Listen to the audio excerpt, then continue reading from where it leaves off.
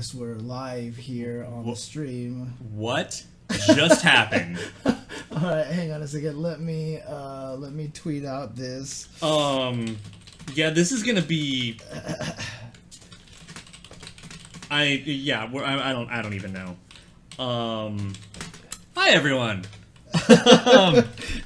So I wanted to get this started a little quicker and get something else rolling, but then we managed to hit just 6 p.m. Right. And the trailer is up, and I looked at my phone and checked my notifications, and okay. I'm not gonna name any names right now because I want James to look over and then also follow with what. This is not someone anyone would have predicted for Iori's team. No way, no how. Nobody would have predicted this. Okay. Alright. I am flabbergasted. Alright, let's see. What do we got over here? Oh, I forgot to change the name of the stream again. Oh no! What have you done? I hate that. I always forget that. I do everything on the title page, but I forget to do everything over here. Bruh. Yeah, sorry. Bruh.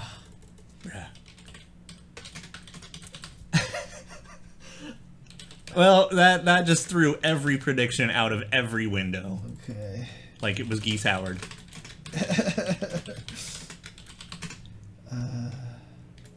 New character trailer with Olaf Redlin. There we That's go. me. There we go. That's better. Here we go. So yeah, we'll talk about the new project thing in a minute. We need to watch this right now. All right, hang on a second. We have that. We're living a stream. Oh, yeah. I'll retweet you real quick. Yeah, no problem. Booyah.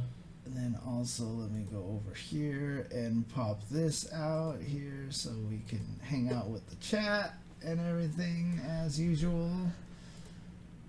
Okay. Here we go. I mean, if nothing else, I'm excited to see what song they give him. Song, huh? Okay, Yeah. okay. Yeah, okay. this character has some fascinating music, so hit the refresh and see if it repopulates. Yeah, let me do something really quick. Let's do this really quick. Let's do monitor capture. Are you kidding me? They put her like clearly in the bottom 25%. Yeah, I know. She buns. Right, they clearly. She's not the worst character in the game. She's not that. No. That's actually, I think, worse than you would have put her. I mean, maybe a month ago, yeah. Nowadays, dude, oh Jesus Christ, character is problems, dude. The character is definitely problems. All right, here we go. All right, let's. Because this is so unexpected, I am super excited. I've never been excited for this character like this, so this is fascinating. All right, let's refresh this page and see what happens over here. All right, it is Joe. What the hell? You see? What did I say? Wait a second here. Nobody. Wait a second. Wait. Like, I mean, yeah, there's a possibility that they're betraying the theme they were setting up, but I don't know. I don't know. Let's hit play and let's see where this goes. Let's do our right. Wait a second. There's nobody predicted Joe today. I mean, we all predicted Kyo. Yeah. We all predicted, maybe Mature and Vice. You know, maybe they would show up again. I mean, if we're real lucky, they just say screw it and give us Chizuru today. Right. But Joe. Wait a second here. Something is something feels odd here. Yeah, and I don't think we're going to get any explanation. I mean, here's the thing: is it depends on what happens when we finish the trailer. If they have like a little 2-slot thing, then maybe. But no, there's a good chance that this is going to be the weirdest week of speculation the game's had so far. Hang on a second, let me just make sure the volume's up so that we can hear this. Okay. And make sure we're not deafening them or masking ourselves or anything. Fuck yeah, this is the song I was hoping for. He looks good. He looks pretty damn good.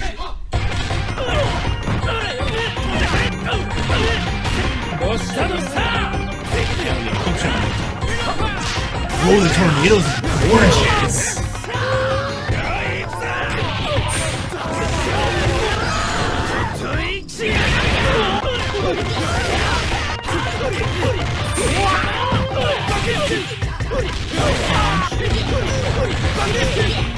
He's doing a lot more combos now.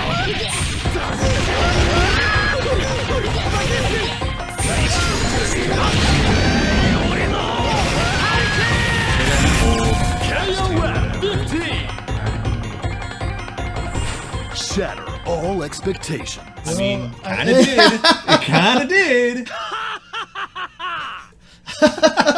I mean, I think that laugh kind of symbolizes probably what SNK is thinking to themselves. Like, you guys were expecting, huh?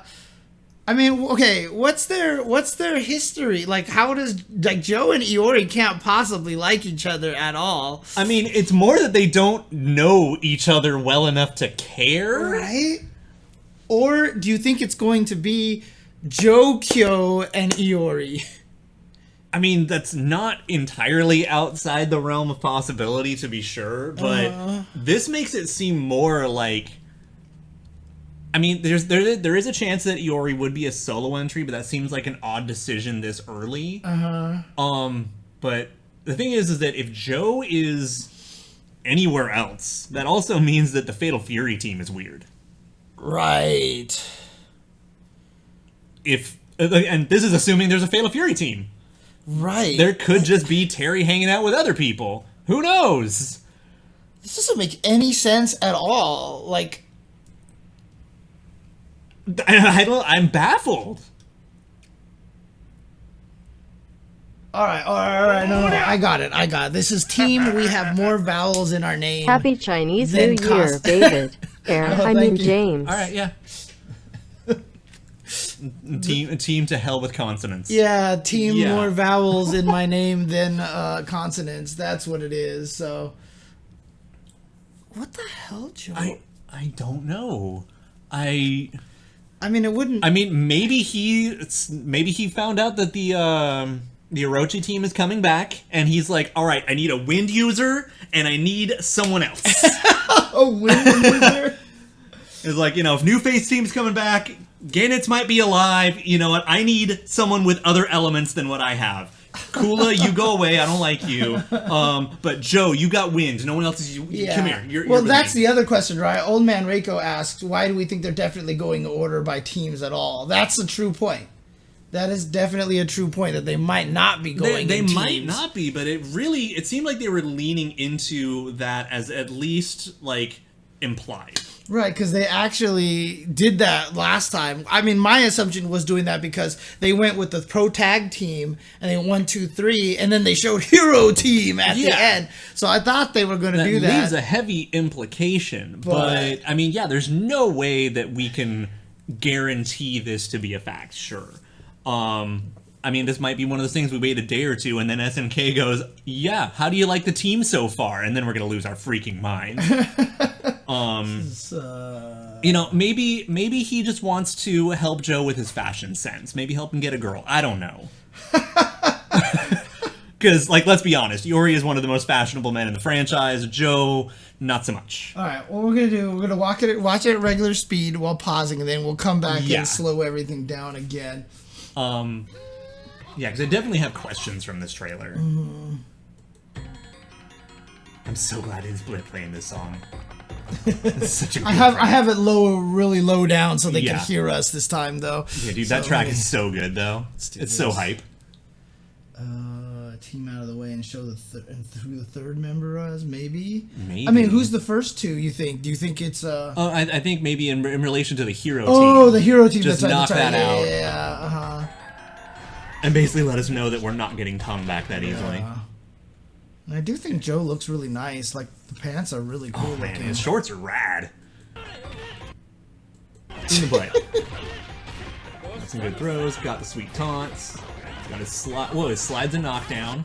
Yeah, the tornadoes are crazy. They're so pretty. Remember how I said that whoever made this game is obsessed with this blur mechanic? Here it is, right? Going in. They're going in with this. It's so pretty. They're going in with this. And it's blur funny mechanic. to me too, like because they're so pretty and so transparent, and they're still easier to see than they are in other games. Right.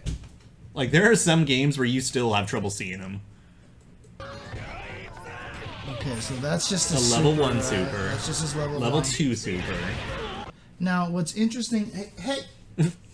What's interesting about the level 2 super here is that it does have a different background, right? Yeah, the negative space. Yeah, we'll visual. see it in the slow motion a little bit. Yeah. But I'm glad that they're actually doing a lot more combos in these videos. The jump cuts, like if you watch this, the jump cuts are basically starting to become the beginning here. Yeah, it's like here's some normals, here's some throws, whatever. And then the taunt, and then all of a sudden we're getting a little bit more. So here, right? Oh, can you back up a little bit? Like that's fine, yeah. Okay, yeah. So the triple tornado is still an EX. Yeah. There you go. Yo, The best. Level 2. Yeah, and that was an So EX what is that TP. sequence right there? Is that just what? It's probably like C4-day. Okay. And then into an EX DP, which surprised me. There's an EX right EX there as punchies, well. which gives you free juggle, it looks like. I also just feel like he's animated better than some of the other characters too. That one, I mean, it's a weird looking snap, but I mean that's KOF. And that's the way that kick's always been. Right. Still better than bringing back Watch Eye. And of course, I can't see a goddamn thing because a cat is standing in front of my Oh, monitor. Jasmine. This is. I haven't fed them yet, and so they're in complete sit wherever I'm looking. She is just looking at. God. I mean, it's the same one he's had for a couple of games now. So, I mean, can't really be too surprised about his climax being different. And the fact is, like, even if it's not the most fun thing to look at, it's a functional tool he needs. Right.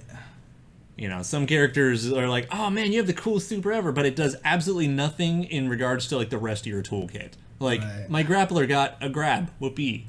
But my grappler has one ranged tool that's my most expensive tool. Oh, okay. Lets me get in. Because his the level 3 looks similar to kind of like Benimaru's super. Yeah. It was just kind of like a big giant full screen Yeah, beam projectile. super. But, you know, they basically, yeah, I know, SNK is definitely taunting at at the end there.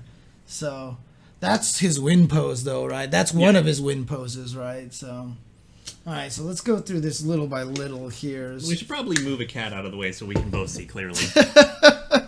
Jasmine. I'll boop your tail. Jasmine. There we go. I just have to pretend to grab her. Or I can do this. Just pretend to get up and they instantly pounce into the kitchen. Okay. So anyways, it looks like he does have better juggle sequences than anyone we've seen so far. Yeah. Or at least it's better displayed, because like Shune had some really gross juggle stuff in 14. Did his shorts ever have this design before? Not that one in particular, I don't think. But I mean, everyone's getting all these really cool flourishes. I'm saying, like, whoever is in charge of the character aesthetics, the fashion design, I feel like they're doing a really good job in this game. Yeah, really building out a lot of flourishes. I just feel like the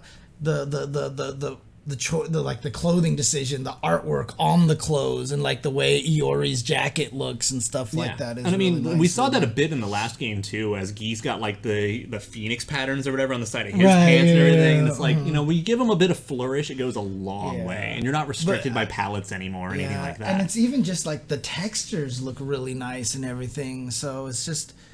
I mean, even like the waistline under the trunks, like that looks. That's what I mean. Yeah. Just the elastic and folds. Right, exactly. That's what I mean. So yeah, very traditional Yeah. Muay Thai shorts. Yeah. All right.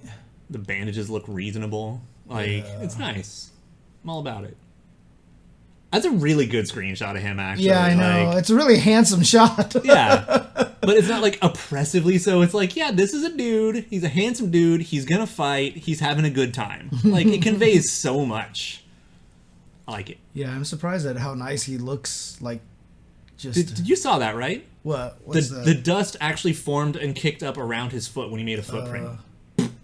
Oh yeah. That's a neat little effect. I bet that's going to be in game then, not Oh just like yeah, a it's probably cutscene thing. the whole thing when they're walking Yeah. around here. Because it's so- only one frame, so like it's not something you want to just Right. normally put into There a it is, cutscene. see, yeah. But like if you have that in game at all times, that's actually pretty slick. Yeah, the way that looks. Yeah. That is 100%. It's going to be in game and in every.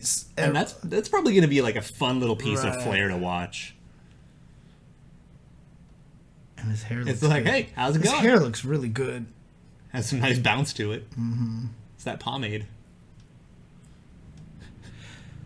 But yeah, you can see that they did a nice job with the animations on like these intro sequences. Like there's more weight to it. You know what I Yeah. mean? I still think in game they don't look as nice as they could have. Although I do think Joe looks still better than the other characters that we've seen so far. Yeah, and like once we get a lot more footage, we'll even be able to compare it a bit more. Right. But like that kick's solid. Yeah. Yep. Yeah, I'm not seeing any sand effects right now, but But I'm people wondering- aren't walking. Right, I'm wondering if it'll get added in at some point in time. Yeah, because there's a good chance we still got like probably 9 months until this game comes out. There you go, confirming Dizzies and taunts again.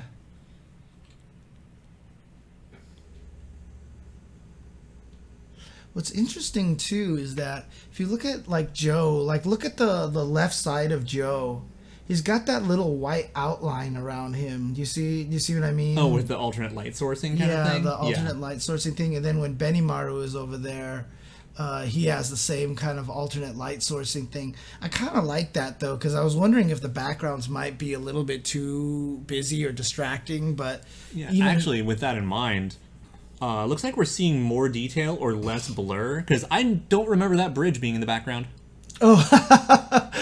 No, I remember. Yeah, I mean, I don't think we could see that far out. yeah, the background seems to get more and more detailed with every trailer we get or something. Which Like actually a new tells you, pass every time. that's cool, because what that means a lot of the times is that they are making these trailers as they're going, and they're probably just getting newer and newer builds. Because remember, the characters in the ring stage showed up in the background all of a sudden, right? Yeah. So Southtown Beach canonically like near San Francisco or something like that, or is that just a different bridge? So it's not technically San Francisco, but it is like a bay city in the U.S. Okay.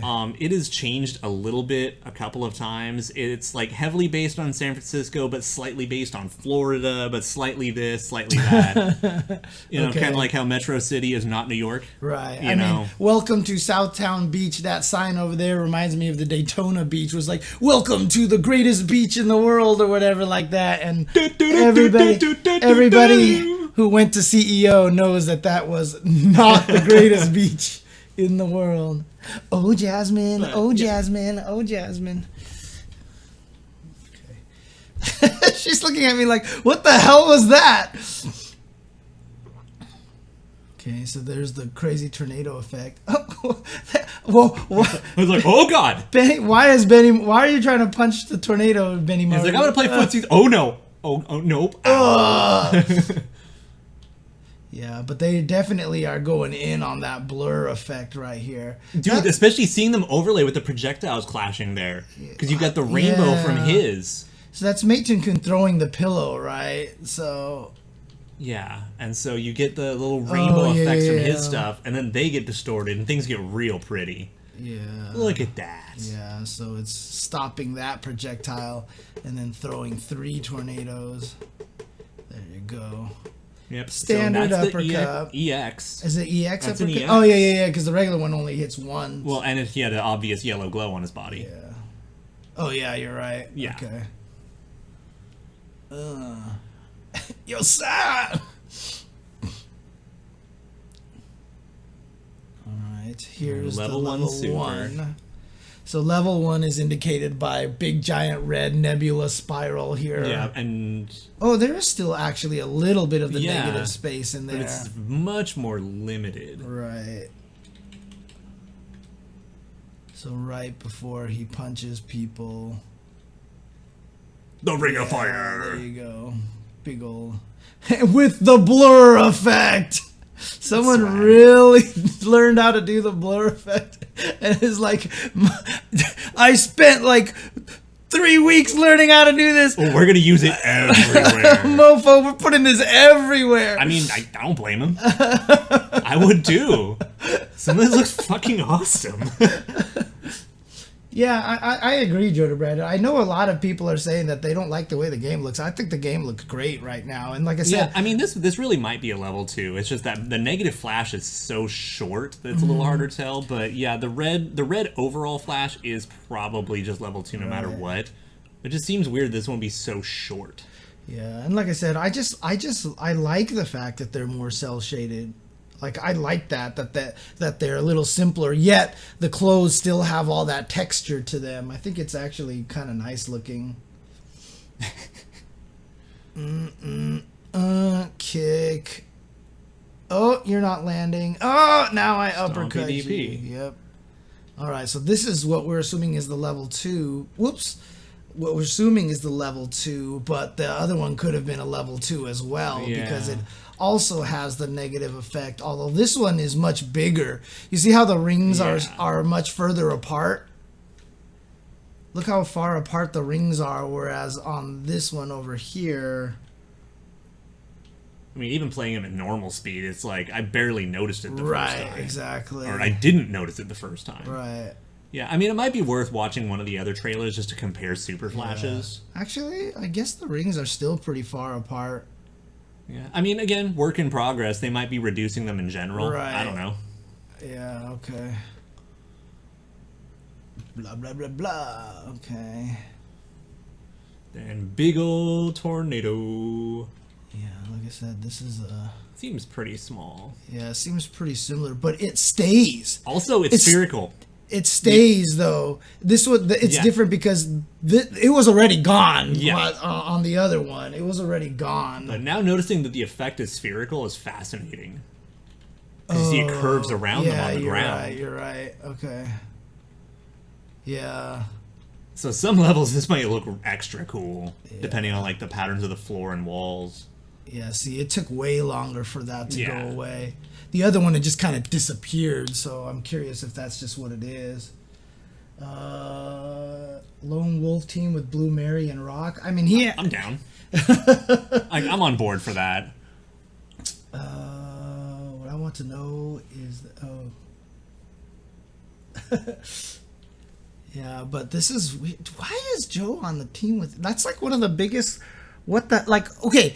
Has Joe ever been on a weird team? Or he's always been on the the Fatal Fury team is one of the teams that hasn't really gone crazy, right? It's always been like... The Fatal Fury team was always Terry, Andy, and Joe up until, what, 03? Andy took a break, right? Well, Joe took a break in 03. Oh, okay. Or no, Joe took a break in 03. Or no, Andy took a break in 03. And then 11, Joe also took a break. Okay. The Fatal Fury team was Terry, Kim, Duck in that game. Oh, so neither of them were in the game? Oh, dang. Okay. And then, so wait. But Joe came back in 13, right? And 14. 14 and 13, the Fatal Fury teams were... Fatal Fury team. Fatal Fury team again, right? It is the standard Fatal Fury 1. Right. I mean... That's the question of the day. If they're actually doing the order, Iori and Joe are on the same team. But we don't know. Maybe Iori is a lone competitor, and then next week will be Terry, and then they'll show, Andy or whatever. But I don't know. We're all confused right now. So, like, what is that? That's just a kick into a target combo. It's one of his command normals. Okay, into the EX uppercut.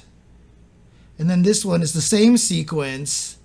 But then what's that move? Another one, because he has, like, chain normal stuff. So he like, target combos. He just has a 3-hit target combo, basically. But it's definitely more interesting than some other stuff. Joe wanted to learn saxophone. I think that's fair. I mean, I'm telling you, Joe wants to get the ladies. He thinks Iori's his best shot. I mean, he's already that much more fashionable here, right? Yeah. So, I mean, it's a nice looking combo here. Yeah. And then, oh, that's just it. Okay, he just does the lunge Okay. kick. Punch, EX punchies, which gives him a free juggle state. Because then he goes into the command normal, into a DP. Yeah. Oh, only DP hit twice that time because I guess maybe one of Running out of juggle, Yeah, or because it was too high. or something. Yeah. Who knows? Here's he Knee, blowing up. kick. So that's the 3-hit thing into the EX. EX punchy, into the far kick. kick again. Cancel. Super cancel. Now let's take a look at this super cancel here really quick. Yeah, and here's- so that's the same as the first super he showed, I believe. right, for sure. But see how the Yep, the negative ring is gone. It just goes away real fast. So I think level 1s have very short negative space. Level 2 has the Again, much. let's go ahead and watch one of the other trailers in a minute and see. Yeah.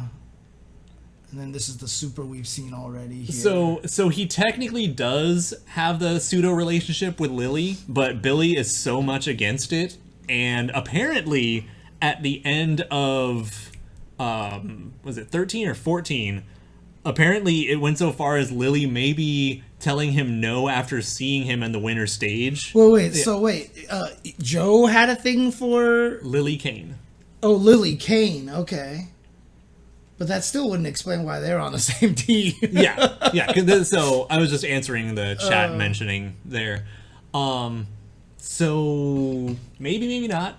And if not, I mean, Joe just can't catch a break anyway, so whatever. Is that just part of his plot that he can't? He can never get any girls or something? Now, if I'm not mistaken, this is here into the EX, right? And then launch kick, Killing me, Jasmine. cancel. Oh gosh, That's a level 1. Yeah, that's Definitely level blue. 1. That's the blue flash. So maybe all of them were level 2s. Yeah, they were all level 2s. Yeah, okay. So yeah, just the fact that his negative space ends sooner. Now here's the interesting thing: level 1, and we're assuming this is his level 3, right? Which means the EX might have cost a full bar. Or it might cost a meter at the very least. Right. Because he wouldn't be able to do EX into a level 2. Yeah, but here's the thing. Here's the big thing, okay? He has no blue aura. He has no blue aura in this clip at all whatsoever. Okay, let's run this one, because I definitely see what you're picking up. God, Jasmine. Yeah, because that was something I was going to look into in Yeah, a minute. Yeah, there's no There's clear no- blue aura. Right. I mean, there's nothing. Yeah. There is nothing. And then he goes into the level 1 here. Level 1, Boom, and then climax. boom, into level 3. So that does lead to one possibility. Is that if you're at low health, then level 3s become 2-bar? Well, it could also mean that, because remember, this was a level 1 into a level 3. Yeah. Whereas all the other clips were level 1s into level 2s into level 3s. So maybe Actually, wasn't one of them raw? I thought one of them was even raw. one of them was raw. I can't even remember now. So, but yeah, there we go.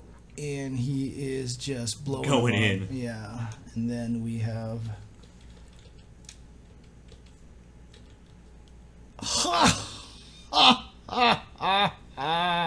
There you go. Seriously though, like I think I'm just gonna have this loop in the background. I mean, forever. maybe Iori's angry enough to just make Japan Team 2. Japan team Instead of two. making him like the anti-Kyo team or anything, it's just like, we're just Japan Team 2. Whatever. Team laugh at the ceiling. Oh man, I'm so baffled. I know, because I mean, let's say they reveal the third character, and what would the even team name be? That's what I'm saying, Team Japan 2.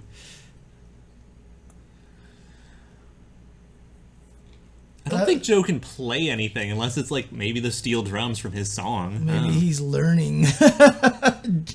Yori's teaching him. Yeah, but then it's just 2 Orochis and Joe. Like, little did we know, but Joe is actually affected by the Orochi blood this whole entire time. He has had latent Orochi powers. Yeah, that's where he got the wind from. He's like actually Geenitz's nephew. We didn't know. They've been hiding this the whole time.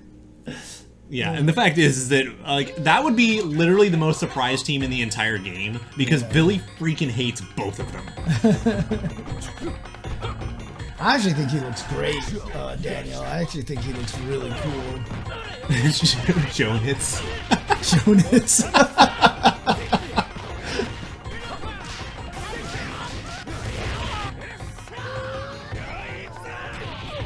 Yeah, so the red is level 2 for sure. Yeah, it's definitely level 2 because we did get the blue level 1, so we don't have to look up those. Right, yeah. It is cool that we got to see a lot more combos on this one, so that's nice. Yeah, so into the level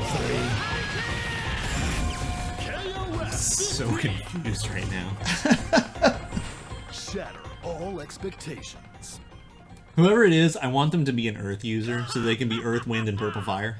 Yeah, right?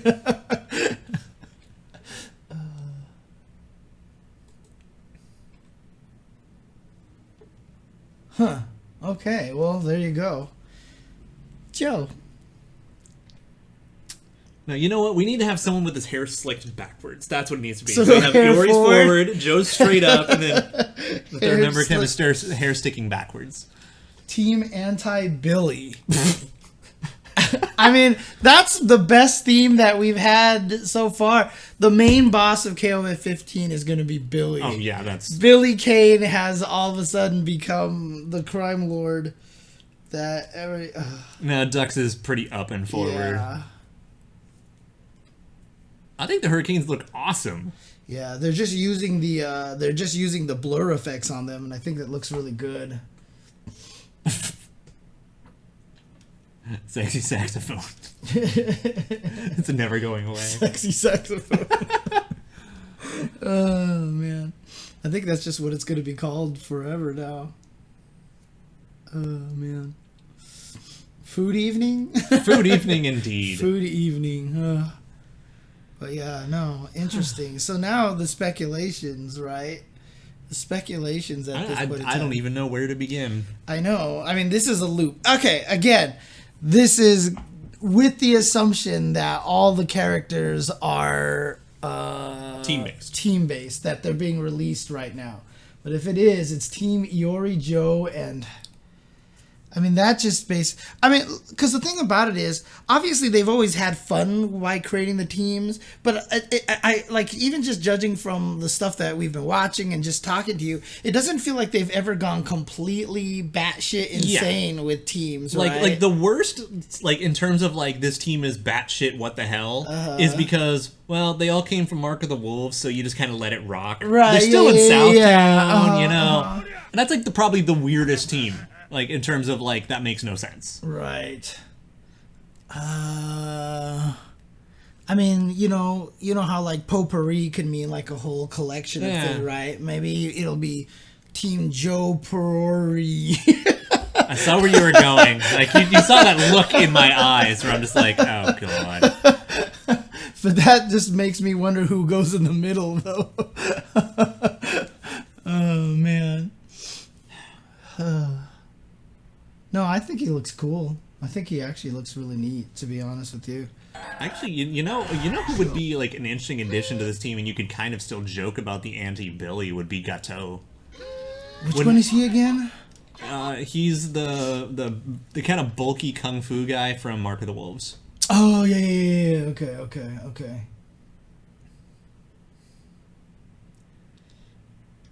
I mean, that would give Joe a lot more plot than he's been allowed to have in a long time.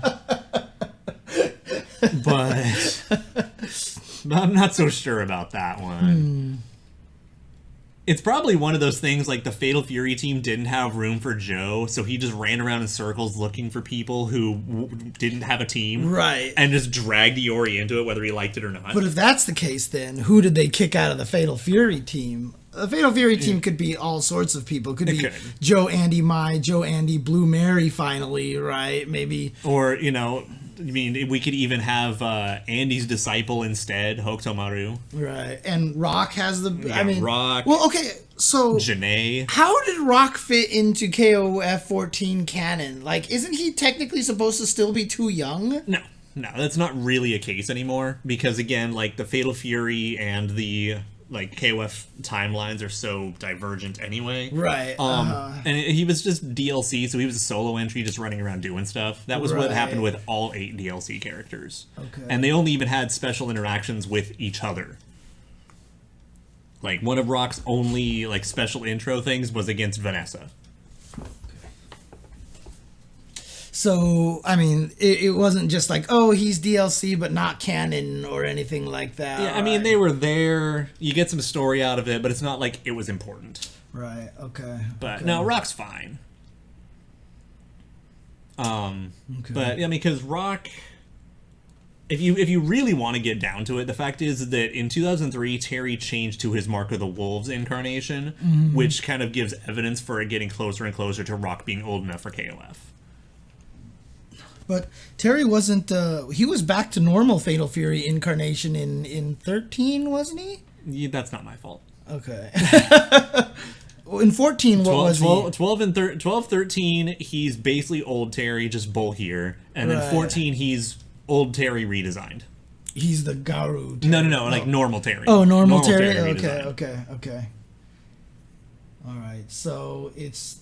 Yeah, I mean, you've also already talked about the fact that how Art of Fighting was supposed to take place in the 70s or whatever. Art of Fighting is a prequel to Fatal Fury. So by the time we actually got to KOF and Fatal Fury was halfway done, KOF's its own timeline. Right. So KOF is just kind of a separate alternate universe from everything. Which, depending on who you ask, has become mainline at this point. Right, yeah. KOF is probably the main storyline now at this point. Yeah. Well, I mean, it's not like we're ever getting another Art of Fighting game, let's be honest. And the odds of us getting Real Bout 3 or Mark of the Wolves 2 are pretty slim. So... Yeah, I mean, you gotta bear in mind, the thing is, one of the biggest things that separates KOF canon from Fatal Fury canon is whether Geese is alive. Right. That one just causes, huge rippling effects on the rest of the universes. In Fatal Fury, Geese has never come back. Yeah, he dead now. He did. In Fatal Fury, was it 1 or 2 that he fell out the window? It was 1. Technically, it was Real Bout, I believe, because Real Bout's the retcon reboot of 2 or something like that. Okay. But by the time Real Bout 2 is over and done, he did. And then, or maybe even 3, technically. I don't remember exactly which one it is, but he did. And Real Bout 2 was, the final straw. He's dead. Okay. And so Mark of the Wolves, he been dead. But, I mean, falling out the window was in Fatal Fury. Yes. The original, right? Yes, but he had the Jin scrolls for that. So it basically left him pseudo-immortal. Okay. After that, he destroyed the scrolls so no one else would have them, and then he stopped being immortal, basically. Okay. So yeah, he did.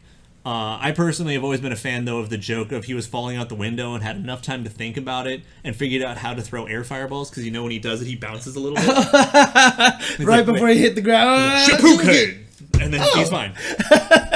Either that or he flew away because he is Geese, right? So, I mean, there is always that option. I think that's a reasonable assessment, that Buriki 1 is the spiritual successor to Art of Fighting. Well, I mean, it had old Ryo, right? Correct. So, yeah. But, I mean, guest characters are guest characters. Mm-hmm. But, yeah, I mean, I 100% agree with that. And the fact that Buriki 1 finally got to appear in KOF has always made me very happy. Please never let the Jin brothers return. Are those the 2 little kids? No, they're not little kids. They're short, but they're not little kids. Okay. That was But yeah, I would be totally down for them to never come back, but there's a lot of people who want them. A lot of people who think they might even make it into this game. Really? Especially because one of them, or both of them, at least one of them, is a disciple of Tung Fu Ryu. Some people were expecting that Shunei's last team member was going to be one of them. Chonrei. Yeah, I remember that. I remember people saying that. Yeah, me, I have no attachment to the Jins, so whatever. But other people do. And I mean, they're interesting. They're weird. Yeah, they're pretty interesting though. Because didn't they have like the teleport dashes? Because they just didn't move. They were just like. Yeah, I mean, the reason why I called them little kids is because they remind me of like super powered martial arts children of the corn kind of thing, you know? Because they didn't move. They were just stiff the whole entire time. Yeah, they're kind of awkward. And they just like. But when they actually start moving, they're actually kind of neat. Okay. But yeah. Yeah, but really curious now to see what the hell they're gonna do with this. Like, I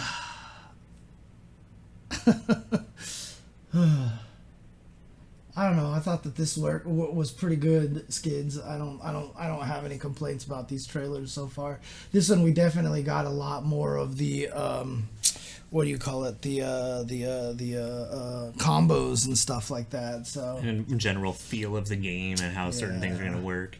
You know, I mean, it's just like I just tweeted out today, and I was really glad the response to it, that I was saying that I actually like the counter thing on Guilty Gear. I like the combo meter in Guilty Gear Strive.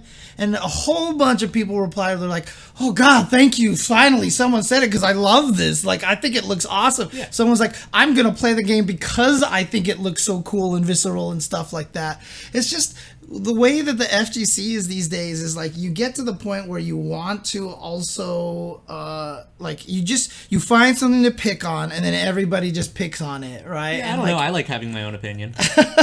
Like MVCI, I felt like got picked to death, right? So, and now this is what's happening with KOF. I think KOF is like now. Well, I mean now including 14. I'm just saying in the past, like because 13 obviously was one of those games that everyone universally praised, but didn't play.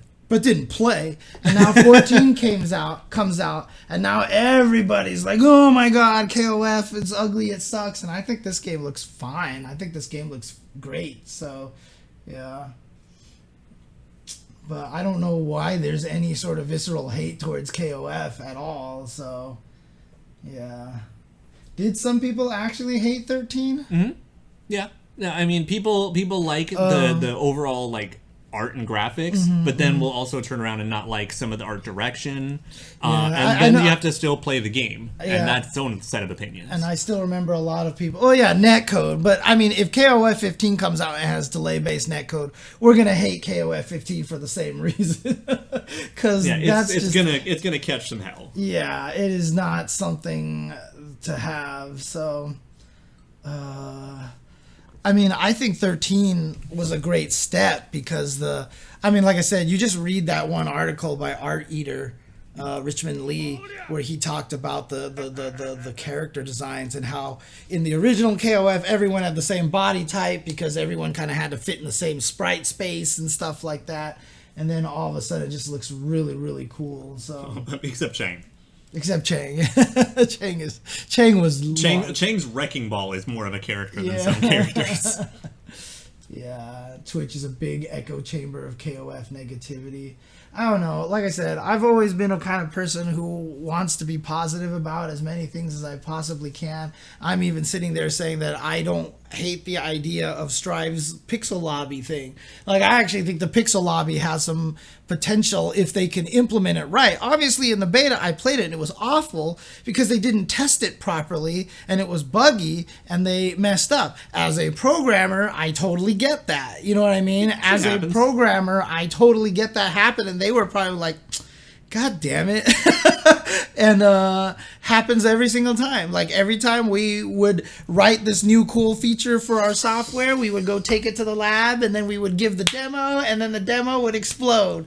And even though we ran the demo like 9 times previously on the same machines in the same environment, it was great, and then the demo would blow up. And oh yeah. No, I mean it's the same thing as like, you know, your car's making a weird noise, you take it to the mechanic and it runs fine. You're like, dude, so I would always be at UCLA Arcade, and I would play, and my button would stop working, and I'd go tell the worker, and the worker would come by, and then the button would be fine. The classic. Yeah, and I'm like, what the?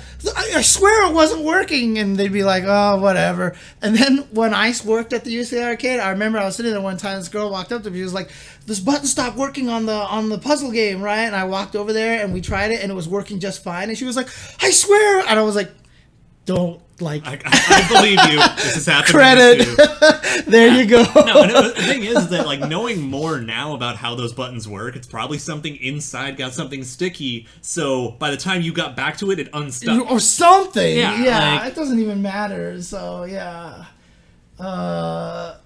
Also, that's a matter of opinion because I actually do not like the ARC lobbies from the past few years, like the one in Grand Blue or in BB Tag or any of those. I don't like any of those lobbies. Yeah. So that's a definite matter of opinion. Right. And those lobbies I'm not as a fan of. Like I don't like the the BB Tag, Dragon Ball. I think they did kind of a poor job. Like I think they're a cute idea. yeah. But The Guilty Gear lobby is still my favorite one. The Guilty Gear lobby, which was just the room with the arcade machines, the ball that you could kick around, which was fantastic because there was even little goals on the side that if you hit them with the ball, they change colors so you could actually like play this game. And they had a training machine on the side. yeah, that's slick. They've never brought that back. Like, they've never had that machine off to the side that one person can go to themselves and just play training mode anymore. So I liked the Exerd ones a lot. And they were just that lobby. But, like, for BB Tag, I didn't like it because, like, I was fucking chasing people around all over the place just even trying to, Yeah, you know. well, I mean, it's one of those things, like, if you're playing, like, ranked match, player match, whatever, and you're doing those little machines and everything, and then you could just sit there for 20 minutes because no one wants to play with you. Right. And so what I was hoping for the Pixel lobby, like when the beta came out and they asked for feedback on Strive, you know, they said, please, here's the form. Like mine was like 5 pages long, right? But all of it was not, I hate this, change it. I was like, okay, look, this is what you're trying to do with the Pixel lobbies. This is awesome. Here is how you can make it work with different things. Like every once in a while, you should be able to challenge randomly someone on another floor. You know what I mean? The person on the other floor can't lose points.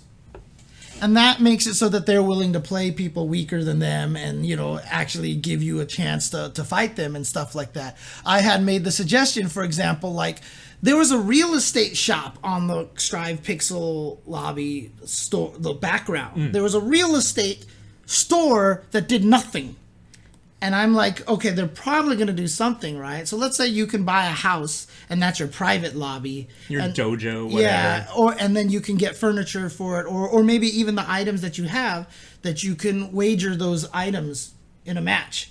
So you walk up to somebody, you're like, hey, I like your hat. I'm going to challenge my shades for your hat. And when they challenge, a special thing pops up above their head that says, wager match. Yeah. And then if you're in the Pixel lobby, you can run up and go and spectate the match. Like, that kind of thing has never existed before. Like, you can't just go and spectate a match because you saw something off to the side and said, that looks kind of neat. That brings the arcade format again where you're like, huh. Yeah, the only way you can do that is if you like you're hunting down top player names Right. and hoping they're playing at that time. Exactly. So that's the thing. Like those are the kind of ideas that they hope they pull out with. Now, they probably won't actually do some of these things right away, but at least we're leading towards those kind of ideas. And Yeah, well, I think basically a lot of that just comes down to the idea that if you're going to implement something new, weird, different, and trying to make it cool, cute, interesting, whatever, you can't half-ass it. Right. If you either have to go all in, go whole ass, Right. or just make a list and just let me play the game. Right. And the problem with that is anytime you try to change anything, people get mad. You know, that's just the thing. Anytime you change anything. I want new stuff, but not that. That's different. Right. I want everything to be exactly the same. So, so there you go. So in Blaze Blue Central Fiction, you could build your own personal lobby house and customize it. So there you go. That's perfect. And Yeah, that would be great. I just never played Central Fiction online. right. There was even a balcony in the Pixel lobby at the very top left that you could go out to, and it didn't seem like it did anything. But I felt I like... definitely tried to jump off it. Yeah. Everybody tried to jump off the balcony. Are you First kidding? thing I Yeah. did. But, like, what if you went out there and you could hit a button and you could see all the private houses of the people in the lobby? Or you could see the private lobbies and go like, oh, okay, so your ranking lobby is the hotel room, and then you go into the thing, and then you can see the private lobbies out there. Or just get a minigame where you're shooting Eddie out of the sky. Just Eddie. Pew, pew. I think I'd be down with that too. 12. People blame 13 too much for SNK's financial problems when the real problem was 12. I mean, that's more of a Venn diagram. Yeah. I mean, Yeah. 13 helped them recoup losses from 12, but 13 wouldn't have happened if they hadn't made 12. Right. Because 12 was like a prototype for everything they were doing. The hardest they had thing to is get it out. The hardest thing is what a lot of people don't realize happens, and you can see this with CVS 1. You could see this with a lot of other games, which is they're developing this game, and the only way they can maintain budget to keep working on it is to start making some money now. Yeah, is to kick it out the door, let the investors have something to see, Right. this, that, and the other, and then you take some of that nearly breaking even money and put it into the sequel project, which is going to be worlds better. Right. I mean, let's talk about Capcom versus SNK Pro. Right. Dude, I still hungrily bought that shit. I bought it, but like That might have been my first import game. Oh, really? Yeah. Okay. Like, honestly, like, CVS Pro was, like, people don't even remember. Like, you probably can say that to a lot of people, and they'll be like, what is that? Well, Pro had a PS1 port. Yeah. In the States. Yeah, and all it added Joe And Dan. and Dan. And it made the EX characters easier to get to. Yeah, and, like, it I barely think it had was... a couple, actually might have even had a couple of newer EX characters. And like that the weren't in UI other. was a little different or something. Like the life bars were I think green now or something. The versus mode character select screen was improved. Yeah, and that's the whole thing, right? And so they released that game so that they could probably just make a little bit more money to fund CVS 2, which now everybody loves. Yeah. And so, yeah, 12 was definitely a blessing and a curse. Yeah, I mean, I wouldn't be surprised if the same thing happened to Alpha 1 to Alpha 2, and probably even more so to New Generation and Second Impact. Yeah, I'll tell you this right now. Thank God that happened with Alpha 1 and Alpha 2, because Alpha 1, like, you want to talk about, like... like, you wanna, Jesus, we're getting yeah, worked up. I know, right? Like, the thing is, everyone talks about, like, oh my God, look how they dumbed down games, look how stupid this is, and blah, blah, blah. Alpha 1 was the absolute epitome of that. Now that I've gone back and thought about it, because, you know, one, they had easy mode, where you could block and do everything, chain combos, so everyone could do combos, air blocking, a way to block and counterattack. You know, they basically did everything in their power to make it as easy for people to play as possible. It is now, in retrospect, everything that we think that they're doing, like to strive, like, oh, they're trying to dumb down the game. Like, go play Alpha 1 and you will just be like, what the hell? This game is garbage. Like, Alpha 1, not only was it garbage, like, oh, let's give Ken this amazing chain combo. You can do short, low forward, stand roundhouse. Awesome, right? And then Adon had one chain combo in the entire game, and I think it was standing strong to low forward or standing jab to low forward, and that was the whole thing that he could do. That was the only chain combo he had. Good ass character. And I was like, what the hell are you doing with it? And so, you know, like, that was the dumb down game right there. And when it came out, everybody was like, this is terrible. Like, we don't like this. And so when Alpha 2 came out, all of that went away. All of the chain combos went away. The air blocking was still there, but they got rid of the chain combos and stuff. Alpha counters were still there. I mean, it's one of the reasons why I hate playing Alpha 2, because I hate alpha counters. Like, I hate everything about alpha counters. I hate the fact that once you're down to this life, you can barely kill somebody, because then they block a thing and they alpha counter you and you die. Yeah. It's one of the reasons why I will always prefer 3-2 with the alpha games, because even though Alpha 3 is broken and jank as hell, like Alpha 2, that, and I hate the custom combos in Alpha 2 as well. You know, I'm not sure about the idea of putting Kenso on this team, but that actually does bring up a fascinating idea. What's that? Is that what if this team is actually built to defend whoever the third character is? Like, it's more like they're concerned about someone else's welfare. Yeah, or, you know, yeah. even just, like, because, I mean, it would be Kenso, then it would be like they're protecting the dragon Right, legacy. we were thing. talking about that earlier today because Yeah. that story arc disappeared, you said, right? Yeah. That story arc just disappeared. Team never get the girl. Who else doesn't get the girl? I mean, Kenso. Ramon. Is Ramon obsessed with Angel or No, Vanessa. Oh, Vanessa. But Okay. so, like, him teaming up with Angel for Team Mexico was the best thing ever. Okay. Now wait. I forget. Kenso's in love with Athena, but Yes. Athena's never reciprocated, right? Not really, no. No. Okay. Yeah, no, super friend zoned. Okay. So there you go. Well, who's Iori obsessed with? Kyo. Okay, yeah. So team never get the girl. There you go.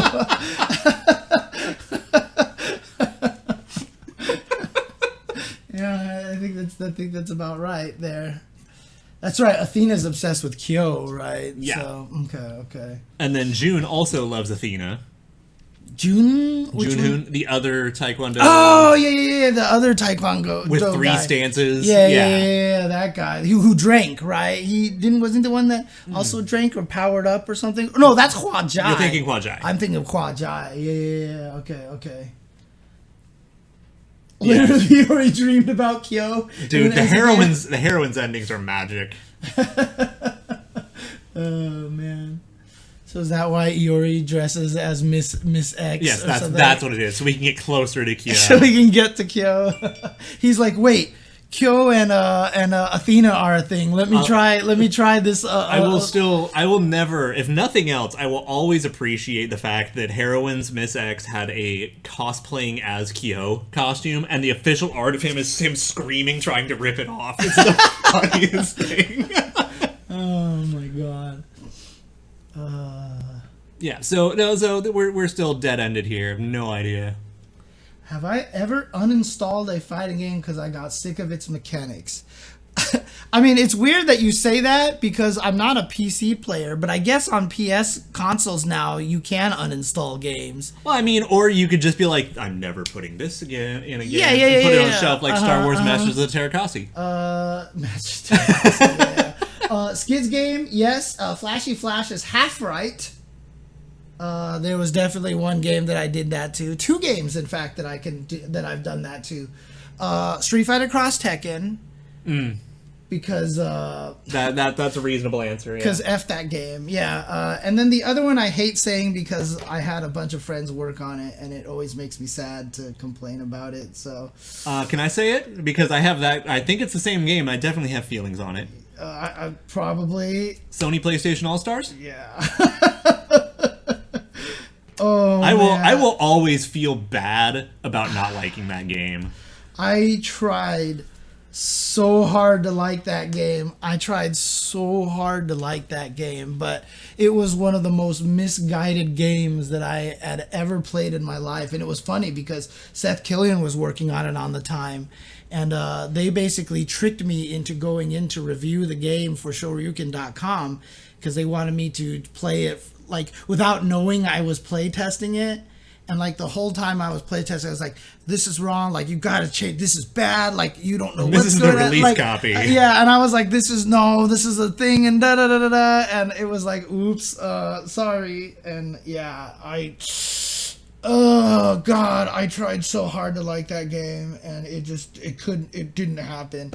I couldn't do it. Oh man, if the next that does amuse me. Could you imagine if they revealed Ash next week? On Ash Wednesday. And it's like, so I could actually buy that team. Is that Joe has to basically stick around to keep Iori from trying to whoop Ash's butt? On the other hand, if they bring back Ash and they don't put him on a team with Elizabeth, everyone's heart would be broken. Are they a thing too? That's a major plot point. Well, it sounds like then that maybe that would be something they would do just because, you know. Nah, if they bring back Ash, they have to. How many of the couples have ever actually been on the same team? Both the notable Fatal Fury ones. Right. So Mai was on the Fatal Fury team at one point, right? That was the time that Mary got mad, wasn't it? Or... No. Mary was still on Women Fighters for that one. Okay. Then okay. Mary got on Fatal Fury team, and then Mary got mad at Terry for having a Fatal Fury team and not letting her be on it. She had to go join other teams. Okay, that's its own thing. The thing is, there's not that many actual couples in KOF. Like the fighting that actually both fight, right? Yeah. So yeah, you've got Robert Yuri. Wait, Robert and Yuri are a couple? Yeah. Oh, I didn't even know that. And then, I mean, because that kind of like creeps me out. Yeah, and then you get the Ryo King ship. Right. Because they're not officially together, but they have more tension than anybody. That's more the dad, right? No, King really does like it. Oh, yeah. Oh, but, okay. But Ryo also isn't really making the best of moves. Because Robert and Yuri... But I guess that makes sense because Yuri is actually Ryo's little sister. But it always feels like to me like Ryo is like 29 and Yuri is like 15. Yeah, no, Yuri is forever like 17 and it's all... But no, like, so... that's been around long enough. No, they are way too risky. Which one? Yuri Vice Immature. Oh, yeah. Is Yuri 20? Because I'm sure she's older than that by now. Right. But yeah, like there's a lot of like Yeah, there's probably they dated non-canon stuff is all probably fan shipping, right? So. No, I mean there's a lot of like heavily implied. But yeah, and then you get stuff like Kyo's girlfriend doesn't appear in the games. You get stuff like Seth is married, you'll never see the rest of his family. You know, stuff like that. Seth again? The last dude from the agents team that basically hasn't been seen in like 20 years. Oh, okay. Black dude with the open palm hand. Yeah, I was about to say he was black guy. That's right. Yeah. Yeah, with like the white mohawk. He was super dapper. Okay. Yes, Vanessa is a mother. We still don't even know canonically if her husband is dead or still missing. Like, it hasn't been actually squared away clearly, as far as I know. Gang and Luang are married? Gang-il and Luang? Honestly, I don't know. That one, I don't think has ever been fleshed out enough for us to really know. That one feels like... I don't know. Like, that relationship is so complicated, I really don't know. I could never actually clear it out. Yeah, it looked more like hookup or like you're my pupil, but you're also going to bring me tea in the morning. Now, is the KOF manga official? Is that the official manga, or is that the... It's probably the official one. The New Beginning. Oh, okay. Because I haven't actually gotten to read through all that. Luang was Kim's wife? Oh, you don't even make those jokes. That's creepy. Oh, man. But yeah. There's still at least one or two others I'm forgetting or missing, but yeah, it's not like a super common trope. Right. Yeah. Well, Goro had a kid, right? Yeah, and that's kid why shows up in win poses and stuff. Oh, and it's that's wonderful. right. That's right. Little baby just rolling along. Man. So, anyways, I think this is a plenty fine opportunity to talk about that thing that's scrolling at the top of the screen. Oh, yeah. Okay. So, some of us are working together to start a new little project, Yes. which hopefully will not be little for terribly long, but it's called SNKronize. And the point is that it's going to be a kind of one-stop shop for looking at new events, new promotions, maybe like if, we've seen over the past few weeks or more how much SNK makes a bunch of really cool merchandise, stuff that's available on like the SNK online shop, anything that comes down to promoting SNK stuff and SNK events, anything with the community, cool art, cool cosplay. If we find it, it's probably going to be shared there. We're just going in. So this stream is also kind of a bit of a jumping off point for it, because it's a good place to talk about it, but it's also, if we're going to be doing this every week, then might as well affiliate it with other positive things that are in the works. So yeah, if you want, you can go ahead and follow the SNKronize Twitter. It's still a bit of a work in progress, but it's developing over time. I've got some stuff that I'm working on, like buying stuff off of Zen Market, so I can share my experience with you there. I got my Chizuru plushie off of Toreba, so every so often even Toreba has SNK stuff. So there's going to be a lot of, like, everything. So, yeah, just kind of want to talk about that, and that's a thing. Yeah, I mean, I'll be trying to help out with it. I am obviously not an SNK head, but I can ask all the questions that everybody in the chat is asking. So yeah, no, I'm super excited to have you, because otherwise I'm just going to be like talking to myself or screaming into the void. But if I have someone who's interested in asking questions and enjoys what they're seeing, then that, breeds healthy conversation. The past few weeks have been hilarious. I loved it. Do something real quick. Yeah, there we go. There was a glitch on my overlay that's been bothering me, and I just fixed it. Oh, so. sweet. There you go. Encyclopedia. Yeah, that encyclopedia is awesome.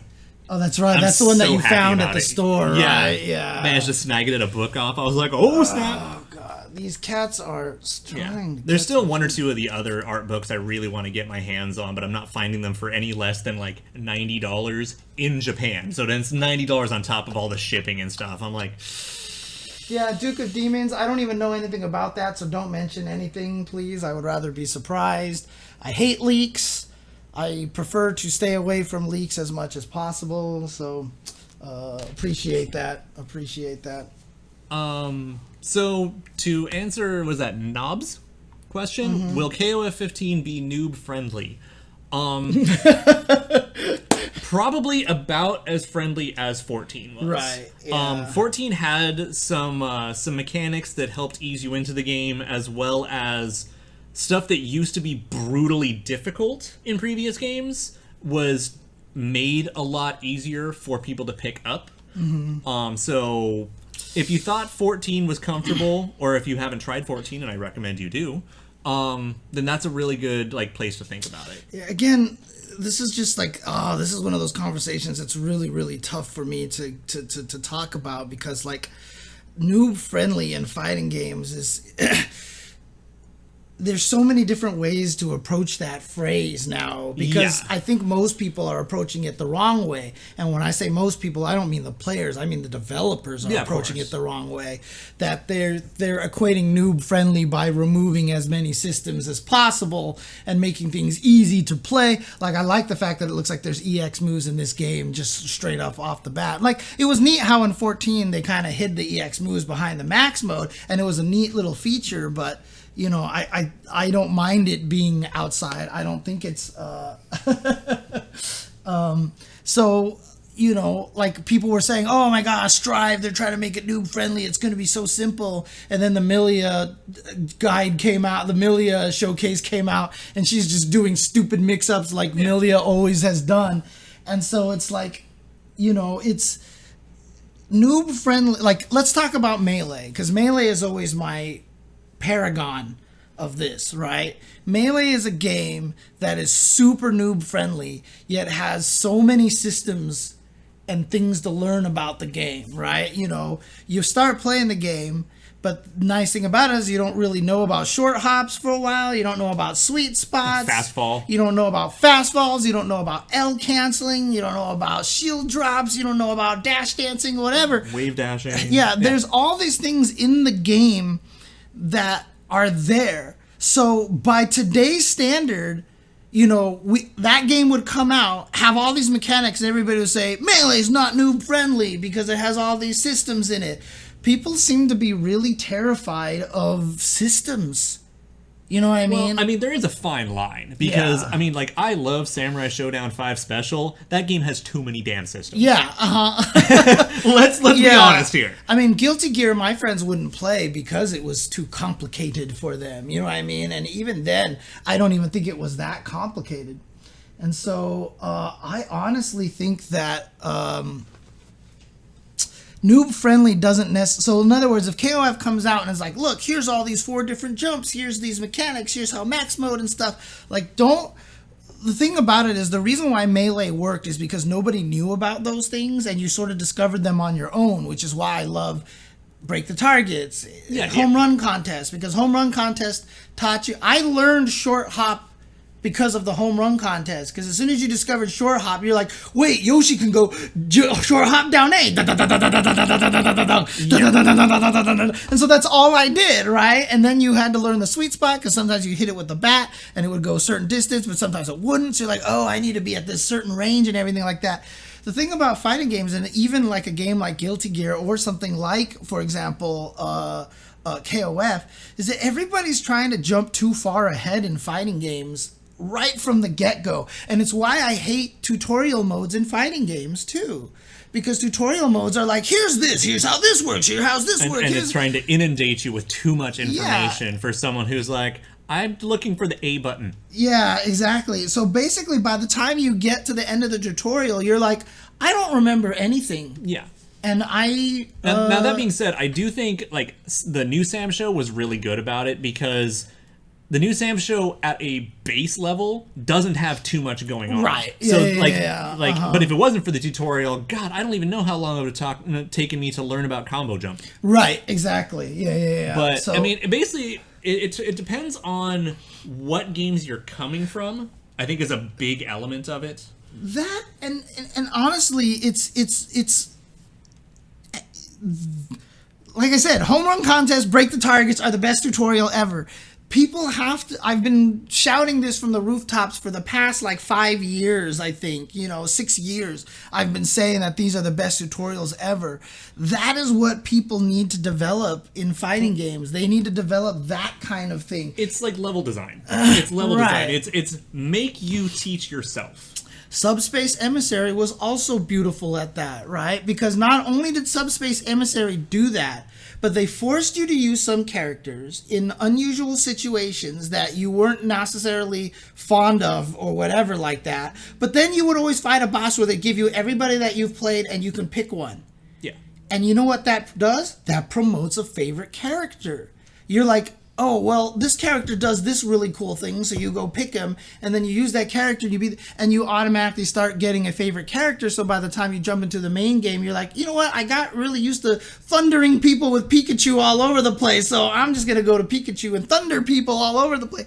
Like, they ease you in, and fighting games do not ease you in, which is why I hate the online experience. God, look at this. They're just sitting here in front of my face here. Oh, Jasmine's like, wait, I was on camera. Oh, crap. Yeah, they're just sitting here in front of my face. But like that's the thing that's frustrating to me is that there needs but see, like a website is an external thing. You don't want to force someone to go to a website or a YouTube. Much less, it doesn't mean you're going to find the information you need. Right. Like, you can go through 17 KOF tutorials on YouTube and still not learn anything. But you can hang out with your buddies for 20 minutes and be like, oh, okay. Right. And that's what I've been arguing about. Like, that's like, people are always like, I definitely misspoke when I said it's harder to learn fighting games today than it was in the past. Like, I felt like it was easier to learn in the arcades. I meant the motivation to learn and to stick with the game. It was easier when you had a social circle to help you get in there, like you were saying with your buddies. However, my point still stands that even if I am trying to learn a fighting game today and I go type in, how do I play blah, you're going to get this person with the combo video that they put out on day one to try to get the views. And it's like, jump fierce, slow fierce. Yeah, nobody knows what that means. Right. Or at this point, you're going to get tutorials that tell you all of frame data but don't explain frame data. Right. And it's like, that doesn't help a new player. Right, exactly. It makes me think of the Brady Games guide. No, Prima guide. It was the Prima guide because Prima was the shitty company. Right? Prima was the shitty Just company. say it. Yeah, They had an X-Men versus Street Fighter guide. And as the premier writer of the best X-Men versus Street Fighter guide that has ever existed, yes, listen to that. Yeah, including the rant against Sabretooth. Sorry. Especially the rant against Sabretooth. This Prima guide listed combos that didn't work. Yeah. And that happens more often than anyone cares to admit because they don't have exactly the final build. Yeah, please do not. Nobody here. If anybody sees anybody tweet any spoilers, then or post them in the chat, then you just delete time them out. Time them out please. or whatever like that. So. Because honestly, right now we don't want to see it, and there are probably other people in the chat who don't want to see it. Right, and no, Razalicious, that's what made me tweet it right. So when he tweeted that, I retweeted and I responded to it, and I said, yes, this is what I meant. I was not that the fighting games are harder to learn today, because obviously there's more information out there. It's just that there's no motivation to want to stay playing these games because the online experience is miserable. The games don't teach you anything, and you have to go externally, spend some time to go watch a YouTube video to learn how to play a fighting. That's not fun. Yeah, and I mean that's part of the reason for a lot of game success, like probably like Marvel and stuff, is that you can do cool shit while still sucking. And a lot of games, it's much, much harder to do cool shit until you get the game. Right. And so, and it's like that crossing that gap can be very difficult. Right. And it's just so I mean, sorry that this has generated some complete random rant of asking about the noob friendly question, but the thing is, fighting games are going to be very hard to be noob friendly, no matter what. Yeah. Right? And the thing about it is, as a beginner of a game, you might actually want it to be noob friendly, but as you continue playing it, you're going to discover that you're not going to like that. Yeah. You know what I mean? It's because it leads to one of two things. It leads to the game has a very low ceiling, or you result in a game where it doesn't matter how much lower you set the floor because a better player is always going to be better at it than you. Right. You're like, I mean, it doesn't matter if I'm playing Marvel or Sam Show or Street Fighter. No matter how much they dumb down the mechanics, like we can play dive kick. Justin Wong is probably still gonna beat my fucking ass. It's the whole thing where, I mean, someone else said it too, that no matter what you do, because someone was saying like, oh, look, I hope Street Fighter V's new mechanic is this because it'll help these characters. But it was like, anytime you introduce a universal mechanic, it'll still always benefit the best characters. Because like if you give... Or, I mean, there's a rare occasion where you can make it not affect them. Right. But... Like, here's the thing. The example that I've always given is, like, if I want to shoot a target 50 meters away and you give an average Joe a sniper rifle, they would probably be able to shoot it, right? But you just get an expert sniper rifle person and he'll be able to shoot it in, like, 1/100th of the time it takes you to shoot it. And so... Okay, so you introduce sniper rifle as the mechanic in the game, the better player is still going to kick your ass with that same weapon, right? So exactly. If you give the same tool to everyone, the better player has that tool too. Yeah. And it's, like we talk about some of the balance of some of these games. Oh, we need to like give this character this thing, then they'll be a good character. And like you really want to let Justin have that extra tool? Really?